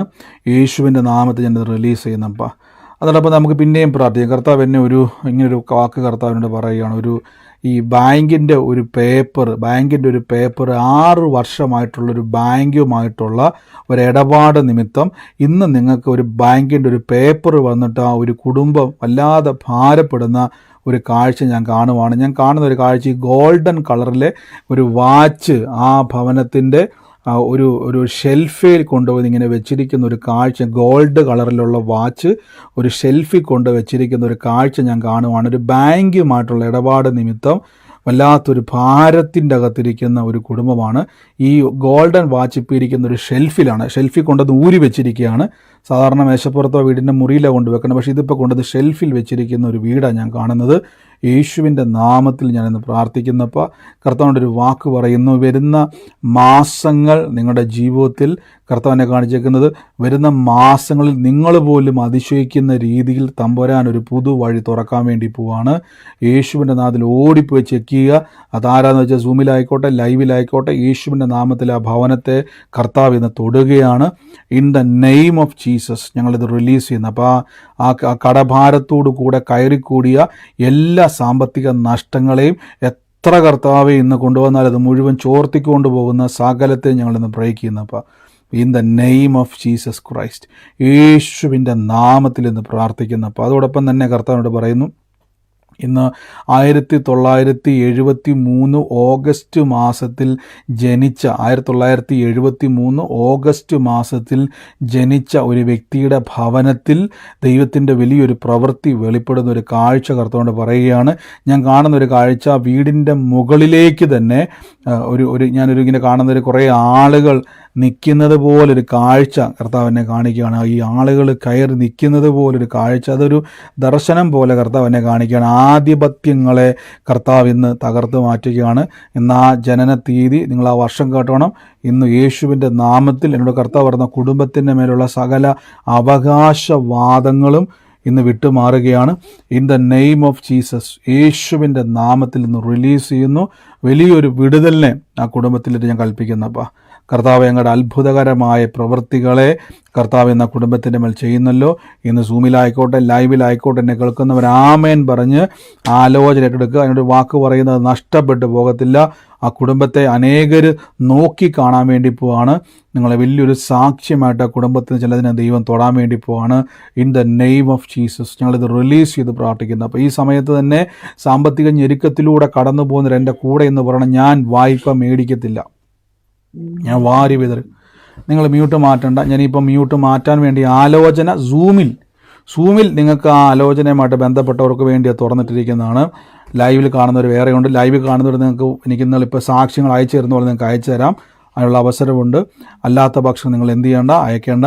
അതോടൊപ്പം തന്നെ ഞാനിങ്ങനെ ഒരു വീട് കാണുകയാണ്. ഈ ചീരയുടെ ചെടി വളർന്നു നിൽക്കുന്ന ഒരു വീട് കർത്താവിനെ കാണി. ചീരയുടെ ചെടി ഇങ്ങനെ വളർന്നു നിൽക്കുന്ന ഒരു വീട് കർത്താവിനെ കാണിക്കുകയാണ്. ആ വീടിൻ്റെ അകത്ത് കർത്താവിനെ കാണിക്കുന്ന വീടുമായിട്ട് ബന്ധപ്പെട്ട് വീടിൻ്റെ അകത്ത് ഒരു വ്യക്തിയുമായിട്ട് ബന്ധപ്പെട്ട് സന്ധ്യ എന്നൊരു പേര് കർത്താവിനെ കാണിച്ചു തരിക. സന്ധ്യ എന്ന പേരുമായിട്ട് ബന്ധപ്പെട്ട് ഒരു വ്യക്തിയെ കർത്താവ് തൊടുന്നതായിട്ട് പറയുന്നു. യേശുവിൻ്റെ നാമത്തിൽ ഞാനിന്ന് പ്രാർത്ഥിക്കുന്നപ്പോൾ പരിശുദ്ധാത്മാവേ ഇന്ന് അതുമായിട്ട് ബന്ധപ്പെട്ടത് ആരാണോ യേശുവിൻ്റെ നാമത്തിൽ ഏറ്റെടുത്താട്ടെ. കർത്താവ് ഇന്നത് വലിയ ഈ പറഞ്ഞ അടയാളം കേട്ടോ സിസ്റ്ററെ? കേട്ട് അത് ഏറ്റെടുത്തത് സിസ്റ്ററെ. കർത്താവിനെ കാണിച്ചിരിക്കുന്നത് വലിയൊരു ദൈവപ്രവർത്തിക്ക് വേണ്ടി കർത്താവ്. ഞാൻ കാണുന്ന ഓട്ടോറിക്ഷയിലോട്ട് ഒരു വ്യക്തി വരുന്നൊരു കാഴ്ച കർത്താവ് എന്നെ കാണിക്കുകയാണ്. ഈ ഓട്ടോറിക്ഷയിലേക്ക് ഒരു വ്യക്തി വരുന്നത്. ആ വ്യക്തി വന്ന് മ്യൂട്ട് മാറ്റല്ലേ, കേട്ടാൽ മതി. ഒരു ഓട്ടോറിക്ഷയിലേക്ക് ഒരു വ്യക്തി വന്ന് നിങ്ങളുടെ ഭവനത്തിൽ നിന്നിട്ട് നിങ്ങൾ ആ വ്യക്തിയുടെ വരവ് അടയാളമാണ്. ദൈവത്തിൻ്റെ ഒരു പ്രവൃത്തിക്ക് വേണ്ടി ദൈവം ആ വ്യക്തിയെ അയക്കുന്നതാണ്. കർത്താവിനോട് പറയുന്നു, ഈ ദിവസങ്ങളിൽ പ്രാർത്ഥനയോടെ അത് എഴുതി വെച്ചോണം. കർത്താവ് അത് വലിയൊരു സാക്ഷ്യമാക്കി മാറ്റുവാൻ ഇടയായിത്തീരും. In the name of Jesus Christ, യേശുവിൻ്റെ നാമത്തിൽ നിന്ന് ഞാൻ പ്രാർത്ഥിക്കുന്നു. അതോടൊപ്പം തന്നെ കർത്താവ് എന്നെ കാണിക്കുന്ന ഒരു വ്യക്തിയുടെ ഭവനത്തിൻ്റെ അകത്ത് ഈ പൊട്ടിയ കണ്ണാടി ഈ തൂക്കി, അതായത് ജനലിൻ്റെ ആ ഒരു അടുക്കൽ കൊണ്ടുവന്ന് ഈ പൊട്ടിയ ഒരു കണ്ണാടി തൂക്കിയിട്ടിരിക്കുന്ന ഒരു വീട് കർത്താവ് എന്നെ കാണിക്കുകയാണ്. ഞാൻ ആ വ്യക്തിക്ക് വേണ്ടി പ്രാർത്ഥിക്കുമ്പോൾ തന്നെ ഈ റോസ് കളറിലെ ഒരു ഡ്രസ്സ് കർത്താവ് എന്നെ ഇങ്ങനെ എടുത്ത് കാണിച്ചുകൊണ്ടിരിക്കും. ഈ വ്യക്തിക്ക് വേണ്ടി പ്രാർത്ഥിക്കുമല്ലോ, പൊട്ടിയ ഒരു കണ്ണാടി തൂക്കിയിട്ടിരിക്കുന്ന ഒരു ഭവനമാണ് കർത്താവ് എന്നെ കാണിക്കുന്നത്. ആ വ്യക്തിക്ക് വേണ്ടി പ്രാർത്ഥിക്കുമ്പോൾ എല്ലാം കർത്താവ് ഒരു വാക്ക് പറയുന്നു. ആൺ തലമുറയെ സ്പെസിഫിക് ആയിട്ട് കർത്താവ് എന്നെ എടുത്ത് കാണിക്കുകയാണ്. എന്നോട് കർത്താവ് ഒരു വാക്ക് പറയുകയാണ്. ഇതെല്ലാം കാണിക്കുന്ന ഒരു അടയാളമായിട്ട് കർത്താവ് പറയുകയാണ്. ഈ ദിവസങ്ങളിൽ നിരാശപ്പെട്ട കാര്യങ്ങൾ ഓരോന്നായി 3 പ്രവൃത്തികൾ കുടുംബത്തിൽ വെളിപ്പെടും. ഒന്ന് തലമുറയുമായിട്ട് ബന്ധപ്പെട്ടതും ബാക്കി 2 കാര്യങ്ങൾ ഞാൻ കാണുന്നത്, ഒന്ന് ഒരു പേപ്പർ വർക്കുകളുമായി ബന്ധപ്പെട്ടതാണ്. പെൻഡിങ്ങിൽ കിടന്ന ഒരു സാധ്യതകളെ കർത്താവ് തുറക്കാൻ വേണ്ടി പോവാണ്. നിങ്ങളുടെ ഭാരമായി കിടന്ന വിഷയത്തെ കർത്താവ് അത്ഭുതമാക്കാൻ വേണ്ടി പോവാണ്. യേശുവിൻ്റെ നാമത്തിൽ റിലീസ് ചെയ്ത് പ്രാർത്ഥിക്കുന്നപ്പോൾ കർത്താവെ അങ്ങോട്ട് തുറക്കുന്നതിന് നന്ദി പറയുന്നപ്പാ. In the name of Jesus Christ, യേശുവിൻ്റെ നാമത്തിൽ ഞങ്ങൾ തുറക്കുന്നപ്പാ. ആ നന്മയെ ഞങ്ങൾ റിലീസ് ചെയ്യുന്നു. പ്രതിസന്ധികളെ യേശുവിൻ്റെ നാമത്തിൽ ഞങ്ങൾ നീക്കം ചെയ്യുന്നപ്പാ. വലിയ പ്രവൃത്തിയ കുടുംബത്തിന് മേലുണ്ടാകുന്നല്ലോ അപ്പാ. In the name of Jesus Christ, യേശുവിൻ്റെ നാമത്തിൽ ഞാനിന്ന് പ്രാർത്ഥിക്കുന്നപ്പാ. അതോടൊപ്പം തന്നെ കർത്താവിനോട് പറയുന്നു, ഈ ഗ്രേസി എന്ന് പറയുന്ന ഒരു വ്യക്തിയെ കർത്താവ് തൊടുകയാണ്. ഈ ഗ്രേസിയുടെ ഭവനത്തിൻ്റെ അകത്ത് തന്നെ എന്നെ കാണിക്കുന്നു. ഗ്രേസിയുടെ ഭവനത്തിൻ്റെ അകത്ത് തന്നെ ഈ ബിജോയ് എന്ന് പറയുന്ന ഒരു വ്യക്തിയെ കർത്താവ് കാണിക്കും. ഗ്രേസിയുടെ കുടുംബത്തിൻ്റെ അകത്ത് ബിജോയ് എന്ന് പറയുന്ന ഒരു വ്യക്തിയെ കർത്താവ് എന്നെ കാണിക്കുകയാണ്. ആ വ്യക്തിക്ക് വേണ്ടി, ഗ്രേസി എന്ന് പറയുന്ന വ്യക്തിയുടെ കുടുംബത്തിൽ ബിജോയ്ക്ക് വേണ്ടി പ്രാർത്ഥിക്കാൻ കർത്താവിനോട് പറയുകയാണ്. കർത്താവിനോട് പറയുന്നു, ആ കുടുംബത്തിൻ്റെ മേലേക്ക് അനർത്ഥം വിട്ടൊഴിഞ്ഞ് നിങ്ങളിലൂടെ തന്നെ നിങ്ങൾ ഈ സമയത്ത് പറയാനുള്ളവർ മാത്രമേ മ്യൂട്ട് മാറ്റുള്ളൂ, അല്ലെങ്കിൽ മ്യൂട്ട് മാറ്റരുതേ. പറയാനുള്ളവർ മാത്രം മ്യൂട്ട് മാറ്റിയാൽ മതി, അല്ലാത്തവരാരും മ്യൂട്ട് മാറ്റണ്ട. എല്ലാവരും മൈക്ക് മ്യൂട്ട് ചെയ്തേ. കർത്താവ് ഞങ്ങളിന്ന് പ്രാർത്ഥിക്കുന്നപ്പാ. ഈ സമയത്ത് എല്ലാവരും പ്രാർത്ഥിച്ചു. യേശുവിൻ്റെ നാമത്തിൽ ഞങ്ങളിത് ബ്ലസ് ചെയ്യുന്നപ്പാ. നന്മകളെ തുറന്നു പ്രാർത്ഥിക്കുന്നു. കർത്താവ് ഞങ്ങൾ അത്ഭുതങ്ങളെ ചെയ്യുന്നതിന് നന്ദി പറയുന്നപ്പാ. ദൈവപ്രവൃത്തികൾ ഞങ്ങളുടെ ശരീരത്തിൻ്റെ മേൽ, ഞങ്ങളുടെ ജീവിതത്തിൻ്റെ മേൽ വെളിപ്പെടുന്നതിന് നന്ദി പറയുന്നപ്പാ. എല്ലാ തടസ്സങ്ങളെയും കർത്താവ് ഇന്ന് മാറ്റി നന്ദി പറയുന്നപ്പാ. യേശുവിൻ്റെ അധികാരമുള്ള നാമത്തിൽ തന്നെ ആമേൻ. God bless you. കർത്താവ് അനുഗ്രഹിക്കട്ടെ. ഈ സമയത്ത് നിങ്ങൾക്ക് ആർക്കെങ്കിലും ഒരു സാക്ഷ്യം പറയാനുണ്ടെങ്കിൽ അതിനുള്ള സമയമാണ്. സാക്ഷ്യങ്ങൾ ഞാൻ ഒരു രോഗമുള്ളവരോട് പറയുന്നു, യേശു നിങ്ങളുടെ രോഗത്തിൽ വഹിച്ചു. ഞാൻ എപ്പോഴും പറഞ്ഞ പോലെ നമ്മുടെ ഫെബ്രുവരിയിൽ നടക്കാൻ പോകുന്ന മീറ്റിംഗ് ഉണ്ട്. നിങ്ങൾ രോഗികളെ കൂട്ടിക്കൊണ്ട് വരണം. എത്ര പേര് തയ്യാറാണ്? രോഗികളെ ആയിട്ട് വരാൻ തയ്യാറാണ്? എത്ര പേരുണ്ട് രോഗികളായിട്ട്? ഞാൻ വരാൻ തയ്യാറാ ബ്രദറെ. രോഗികളെയൊക്കെ രോഗികളെയും കൂട്ടിക്കൊണ്ടൊക്കെ വരണം. രോഗികളെയും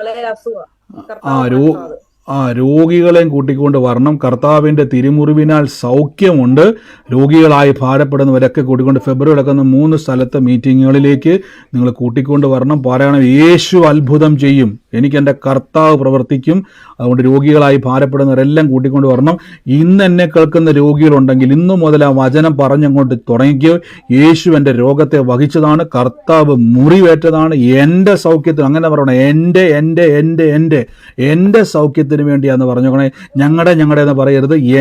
എൻ്റെ രോഗത്തിന് വേണ്ടി യേശു മുറിവേറ്റത്, എൻ്റെ സൗഖ്യത്തിന് വേണ്ടിയാണ് ആ കർത്താവ്. ഈ സമയത്ത് വലിയ സൗഖ്യങ്ങൾ നമ്മുടെ ശരീരത്തിൽ നടന്നുകൊണ്ടിരിക്കുകയാണ്. ചെക്ക് ചെയ്തോണം പോയി. ഈ സമയത്ത് ആർക്കെങ്കിലും സാക്ഷ്യമുണ്ടെങ്കിൽ അതിനുള്ള സമയമാണ്. ഞങ്ങളിപ്പോൾ മൈക്ക് മ്യൂട്ട് മാറ്റുന്നു. സാക്ഷ്യമുള്ളവർക്ക് വേഗത്തിൽ പറയാം. ചുരുക്കം വാക്കുകളിലെ സാക്ഷ്യമുള്ളവർ പറയാവുള്ളൂ. ഉണ്ടെങ്കിൽ നിങ്ങൾ അങ്ങനെ പറയാവുള്ളൂ. നീട്ടിക്കൊണ്ട് പോകരുത്. നിങ്ങൾ നീട്ടിക്കൊണ്ട് പോയി കഴിഞ്ഞാൽ അടുത്തയാളുടെ അവസരത്തെ നമ്മൾ തടസ്സപ്പെടുത്തുവാണ്. അതുകൊണ്ട് സാക്ഷ്യമുള്ളവരുണ്ടെങ്കിൽ ഈ സമയത്ത് മ്യൂട്ട് മാറ്റി പറഞ്ഞാട്ടെ. ഹലോ, പ്രൈസ് ലോർഡ് ബ്രദറെ. പറഞ്ഞു സിസ്റ്ററെ. ബ്രദറെ, ഞാന് കുവൈറ്റിൽ നിന്ന് നാട്ടിലേക്ക് കടന്നു വന്നു. യാത്ര കർത്താവിന്റെ അകത്തിൽ അനുഗ്രഹമായിരുന്നു. ഞാൻ ഭവനത്തിൽ വന്നു. അത്ഭുതമായിരുന്നു ബ്രദറെ. ഞാൻ ഉദ്ദേശിച്ചതിലും നെനച്ചതിലും അത്യന്തപരമായ കർത്താവ് എന്നെ അനുഗ്രഹിച്ചു. എല്ലാ മഹത്വവും ദൈവത്തിന് ബ്രദറെ. ആമേൻ. തീർച്ചയായിട്ടും കർത്താവ് ഇന്ന് സൂക്ഷിച്ചത് നന്ദി, അത്ഭുതമാക്കിയത് നന്ദി സിസ്റ്റർ, യേശുവിന്റെ നാമത്തിൽ തന്നെ ആമേൻ. മുമ്പേ ബ്രദർ പറഞ്ഞ ആലോചന ഉണ്ടല്ലോ, ഏതാ സിസ്റ്റർ? ഏതാലോചന സിസ്റ്ററെ? നോട്ട് ബുക്കിനകത്ത് മടക്കി വെച്ചിരിക്കുന്നു എന്ന് പറഞ്ഞല്ലോ, ഒരു പേപ്പർ മടക്കി. ഞാൻ എന്റെ കടയിൽ പോകുമ്പോൾ ഒത്തിരി പേർക്ക് പൈസ കൊടുക്കാനുണ്ട്.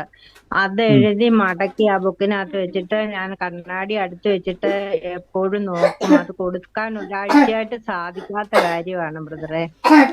അത് അത്ഭുതമായിട്ട് മാറി സിസ്റ്റർ, ഏറ്റെടുത്തോണം കേട്ടോ. പേര് ശാന്തേന്നാണ്. യേശു തോന്നുന്നല്ലേ, ഏറ്റെടുത്തോ. കർത്താവ് വലിയ സാക്ഷ്യമാക്കി മാറ്റും കേട്ടോ. ഹലോ ഹലോ പറഞ്ഞു പറഞ്ഞു. നിഖിൽ ബ്രദർ, എന്റെ പേര് എലിസബത്ത് എന്നാണ്. എനിക്ക് തോന്നുന്നു ബ്രദർ മൺഡേയിലെ സൂം മീറ്റിംഗിൽ എനിക്ക് അറ്റൻഡ് ചെയ്യാൻ പറ്റിയില്ല.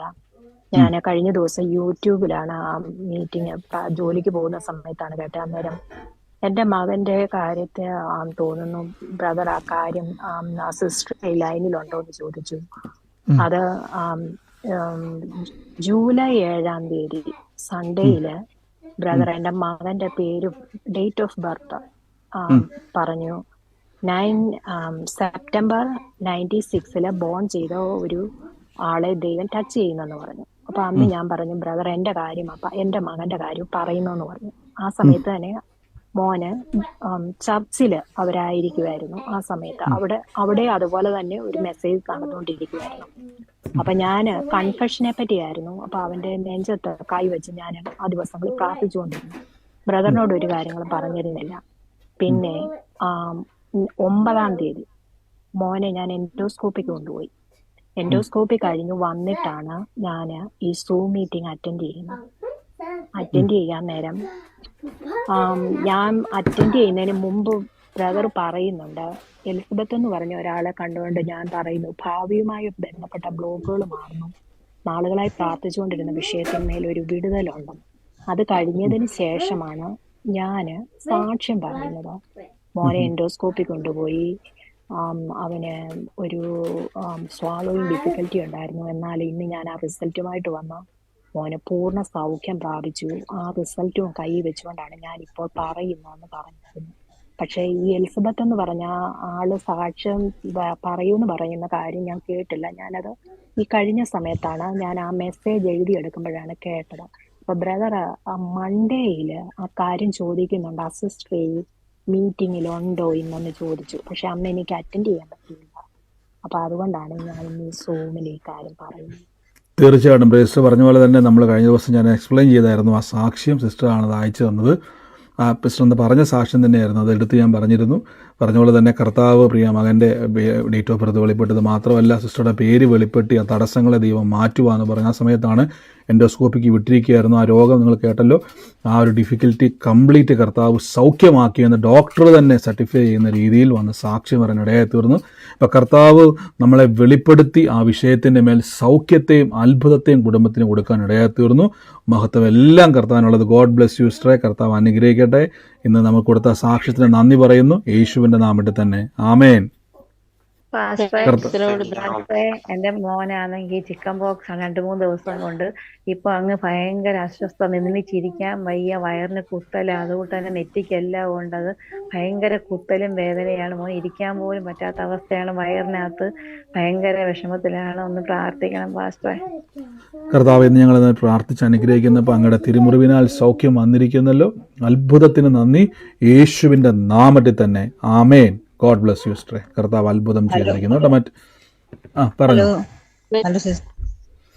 ഹലോ എനിക്ക് 2-3 ദിവസമായിട്ട് എനിക്ക് കുറച്ച് കടങ്ങളുള്ളത് കാരണം എനിക്ക് രാത്രി ഉറക്കം ഉണ്ടായിരുന്നില്ല. 2-3 ദിവസമായിട്ട് ഭയങ്കര ടെൻഷനിലായിരുന്നു ഞാൻ. അപ്പൊ ഇങ്ങനെ പിന്നെ എന്റെ മാമ വന്നിട്ട് ഇങ്ങനെ കടം അടയ്ക്കാൻ പറ്റിയില്ല എന്നൊക്കെ പറയുമ്പോൾ അതൊരു ഭയങ്കര ഫീലിങ്സും ഒരു പേടിയും ഒക്കെ ആയിട്ട് എനിക്ക് ഉറക്കമില്ല ഊണുമില്ല എന്ന് ഇങ്ങനെ ഇരിക്കുകയായിരുന്നു. അപ്പൊ ഞാൻ അജിത സിസ്റ്ററിനെ ഫോണ് വിളിച്ചു. രാവിലെ വിളിച്ചപ്പോൾ അജിത സിസ്റ്ററിന്റെ മൊബൈൽ ബിസി ആയിരുന്നു. പിന്നെ സിസ്റ്റർ തിരിച്ച് എന്നെ വിളിച്ചപ്പോൾ ഞാൻ ഇങ്ങനെ പ്രശ്നങ്ങളൊക്കെ പറഞ്ഞു. ഇങ്ങനെയാണ് പറഞ്ഞത്. അജിത സിസ്റ്റർ പ്രാർത്ഥിച്ച ശേഷം ബ്രദറെ എനിക്ക് എൻ്റെ മനസ്സിൽ അടയ്ക്കാനുള്ള കടത്തിനെ പറ്റി ഒരു ചിന്ത പോലും ഇത്ര നേരമായിട്ട് മനസ്സിലാവും. എന്തോ കടം സ്വന്തമായി അടഞ്ഞു പോയ ഒരു ഫീലിങ്സിൽ ഞാൻ ഇരിക്കുന്നു ബ്രദറെ. അങ്ങനെ ഒരു അനുഭവം എനിക്ക് ഉണ്ടായി അജിത സിസ്റ്റർ പ്രാർത്ഥിച്ചിട്ട്. തീർച്ചയായിട്ടും പ്രിയമകളുടെ പ്രാർത്ഥന ഉള്ളിൽ നിന്ന് ആ ഭാരത്തെ വിട്ടൊഴിഞ്ഞതാണ്. നമുക്ക് ഞാൻ പറഞ്ഞു, നമ്മുടെ ഉള്ളിൽ കർത്താവ് നമുക്ക് വേണ്ടി പ്രവർത്തിക്കും. ഭാരം ദൈവത്തിൽ നിന്നുള്ളതല്ല. ആ ഭാരം വിട്ടുമാറിയപ്പം ഉള്ളിൽ ദൈവിക സമാധാനം നിറഞ്ഞതാണ്. God bless you sister. ഇന്ന് ആ പ്രാർത്ഥന ഒരു അനുഗ്രഹമാക്കി ദൈവം മാറ്റിയല്ലോ, യേശുവിൻ്റെ നാമത്തിൽ തന്നെ. ആമേൻ. മറ്റാരെങ്കിലും ഉണ്ടോ സാക്ഷ്യം പറയാൻ? പറഞ്ഞോ. ഞാൻ ഇന്ന് എൻ്റെ അമ്മമ്മയ്ക്ക് വേണ്ടിയിട്ട് ഇന്ന് ഞാൻ പ്രാർത്ഥിക്കുകയുണ്ടായി.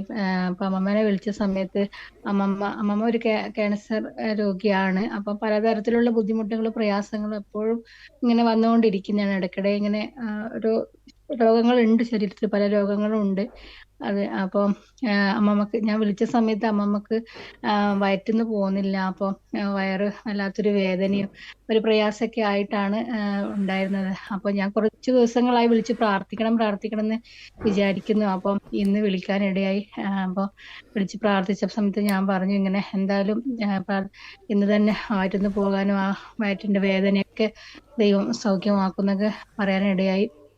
അങ്ങനെ അതുപോലെ തന്നെ കുറച്ച് കഴിഞ്ഞപ്പോൾ ഞാൻ അപ്പം അമ്മയുടെ അനിയത്തി അമ്മമ്മയെ വിളിച്ചിട്ടുണ്ടായിരുന്നു. അപ്പോൾ ചോദിച്ചപ്പോൾ പറഞ്ഞു പിന്നെ വയറ്റിൽ നിന്നൊക്കെ പോകാനിടയായി. പിന്നെ അതുപോലെ തന്നെ ഇപ്പം നല്ലൊരു ആശ്വാസം ഉണ്ടെന്നൊക്കെ കേൾക്കാനിടയായി. അപ്പം ദൈവനാമത്തിന് അതിന് നന്ദി പറയുന്നു. മാത്രമല്ല കഴിഞ്ഞ ദിവസങ്ങളിൽ ബ്രദർ പറഞ്ഞതുപോലെ പലപ്പോഴും രാവിലെ എഴുന്നേറ്റ് കഴിഞ്ഞാൽ ലേറ്റ് ആകുന്നത് കാരണം വേഗം രാവിലെ പ്രാർത്ഥിക്കാനൊന്നും ചിലപ്പോൾ സമയം കിട്ടാറില്ല. അപ്പോൾ വേഗം ഓടി അടുക്കളയിലേക്ക് പോകും കുഞ്ഞുങ്ങളെ സ്കൂളിൽ പറഞ്ഞയക്കേണ്ടിയിട്ട്. അപ്പം ഈ 2 ദിവസമായി രാവിലെ എഴുന്നേക്കാനൊക്കെ ദൈവം കൃപ തന്നു. രാവിലെ 2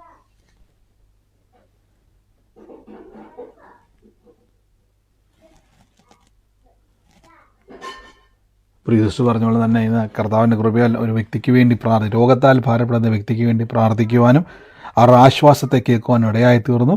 അപ്പോൾ നമ്മുടെ ജീവിതത്തിൽ കേൾക്കുന്ന വചനത്തെ നമ്മൾ പ്രയോജനപ്പെടുത്തുക. നിങ്ങൾ മറ്റുള്ളവർക്ക് വേണ്ടി പ്രാർത്ഥിക്കുമ്പോൾ നിങ്ങളുടെ അകത്ത് ആ വചനത്തിൻ്റെ ഉറപ്പ് നിങ്ങളിൽ പ്രവേശിക്കുവാൻ ഇടയായിത്തീരും, അത് വർദ്ധിക്കുവാൻ ഇടയായിത്തീരും. കർത്താവിൻ്റെ കൃപയാൽ അനുഗ്രഹിക്കുമാറാകട്ടെ. യേശുവിൻ്റെ നാമത്തിൽ തന്നെ. God bless you sister. മറ്റാരെങ്കിലും ഉണ്ടോ?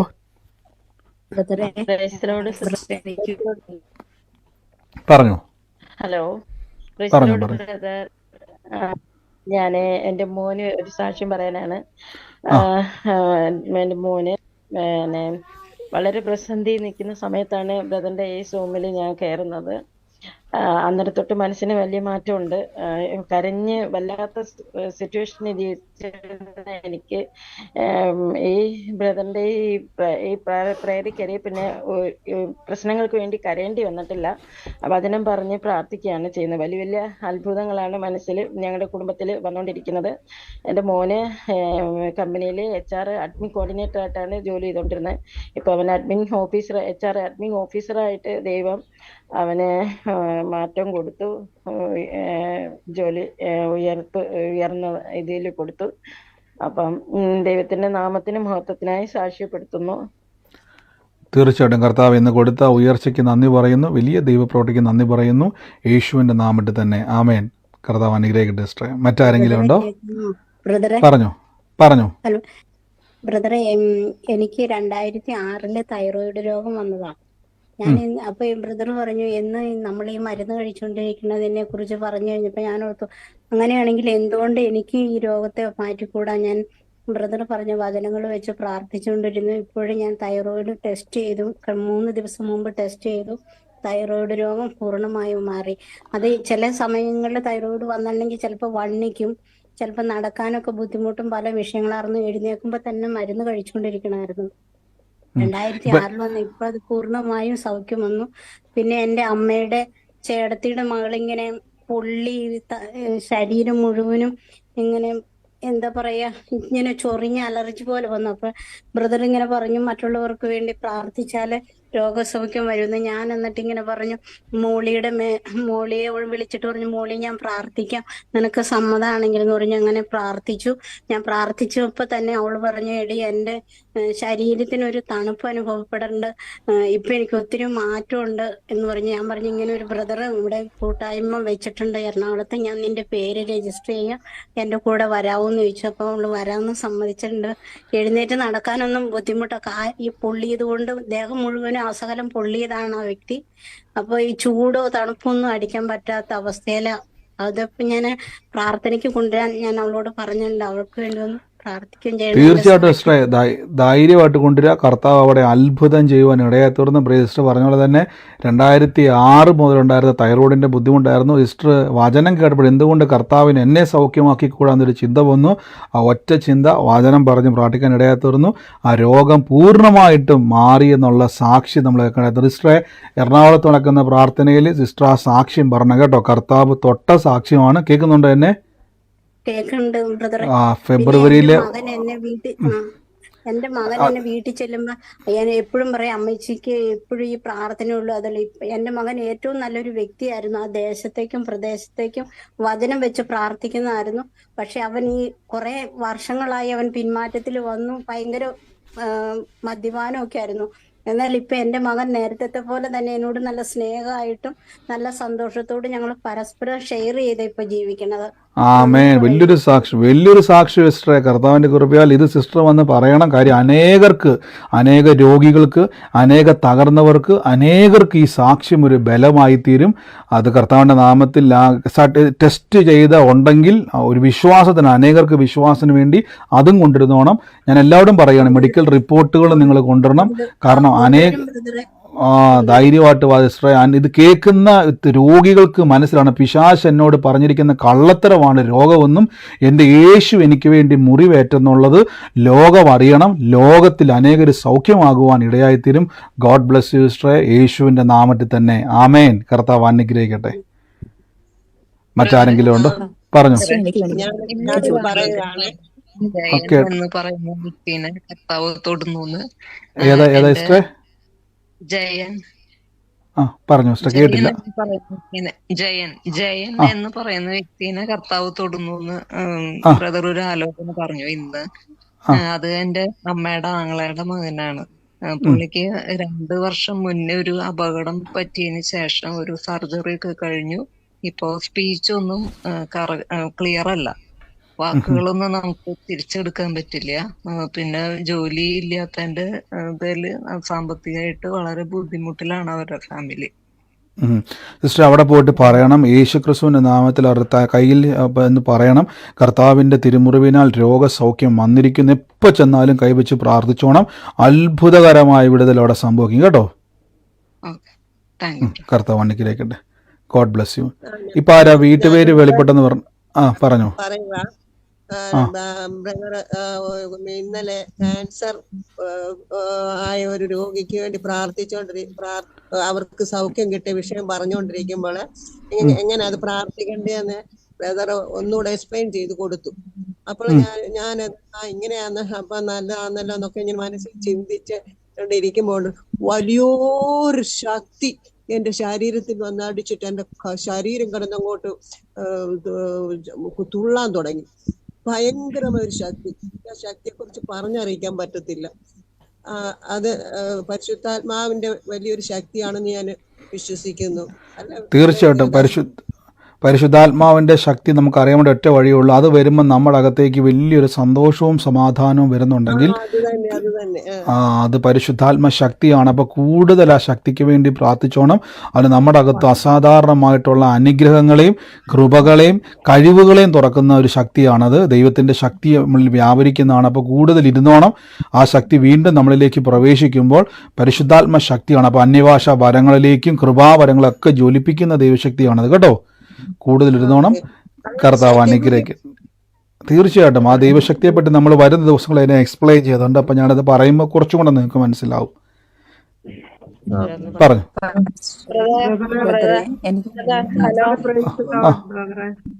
പറഞ്ഞോ.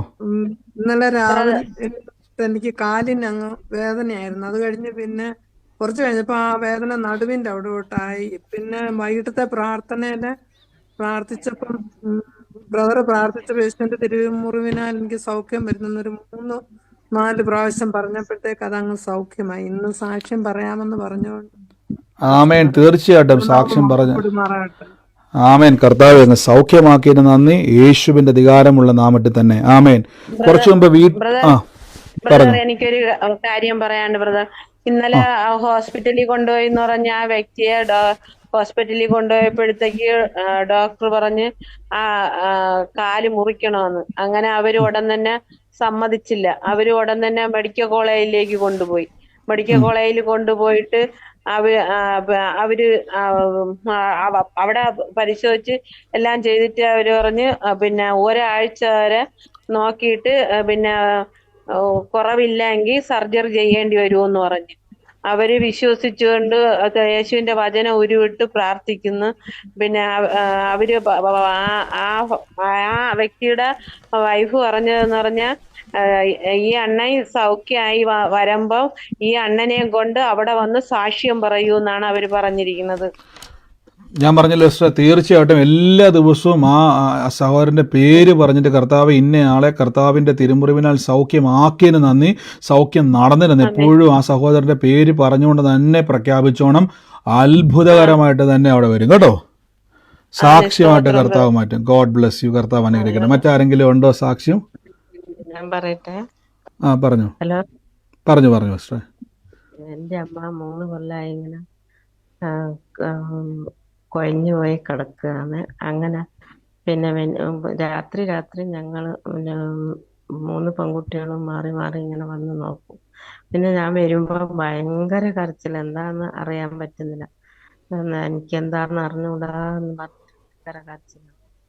അങ്ങനെ തൊട്ട് പ്രാർത്ഥിച്ചപ്പോൾ പെട്ടെന്ന് എന്തോ ശരീരത്തിൽ നിന്ന് പോയി. ഇപ്പം നല്ല സുഖമായി. നിങ്ങൾ പ്രാർത്ഥിച്ചേരാമെന്ന് പറഞ്ഞു. നന്ദി കർത്താവെ, അങ്ങ് സൗഖ്യമാക്കിയതിന് നന്ദി. യേശുവിൻ്റെ അധികാരമുള്ള നാമത്തിൽ തന്നെ ഗോഡ് പറഞ്ഞ വർഷങ്ങളായിട്ട് കിടക്കുമായിരുന്നു രോഗത്താൽ. പ്രാർത്ഥിച്ചതിന് ശേഷം വിടുതലുണ്ടായി. കർത്താവ് തൊട്ടതിന് നന്ദി. യേശുവിൻ്റെ നാമത്തിൽ തന്നെ. ഗോഡ് ബ്ലെസ് യു സിസ്റ്ററെ. കർത്താവിൻ്റെ നാമത്തിൽ തന്നെ. ആമേൻ. സ്തോത്രം. എനിക്ക് വേണ്ടി ഒന്ന് പ്രാർത്ഥിക്കും, ജോലി കിട്ടാൻ വേണ്ടി പ്രാർത്ഥിക്കണേ. സിസ്റ്റർ, പ്രയർ റിക്വസ്റ്റ് ആണെങ്കിൽ വാട്സാപ്പിലേക്ക് അയക്കുക. ഞാൻ യേശുവിൻ്റെ നാമത്തിൽ കൽപ്പിക്കുന്ന വഴി തുറന്നതിന് നന്ദി. ഈ ദിവസങ്ങളിൽ തന്നെ നന്മയുടെ വാതിൽ കാണും. യേശുവിൻ്റെ നാമത്തിൽ തന്നെ. ആമേൻ. കർത്താവ്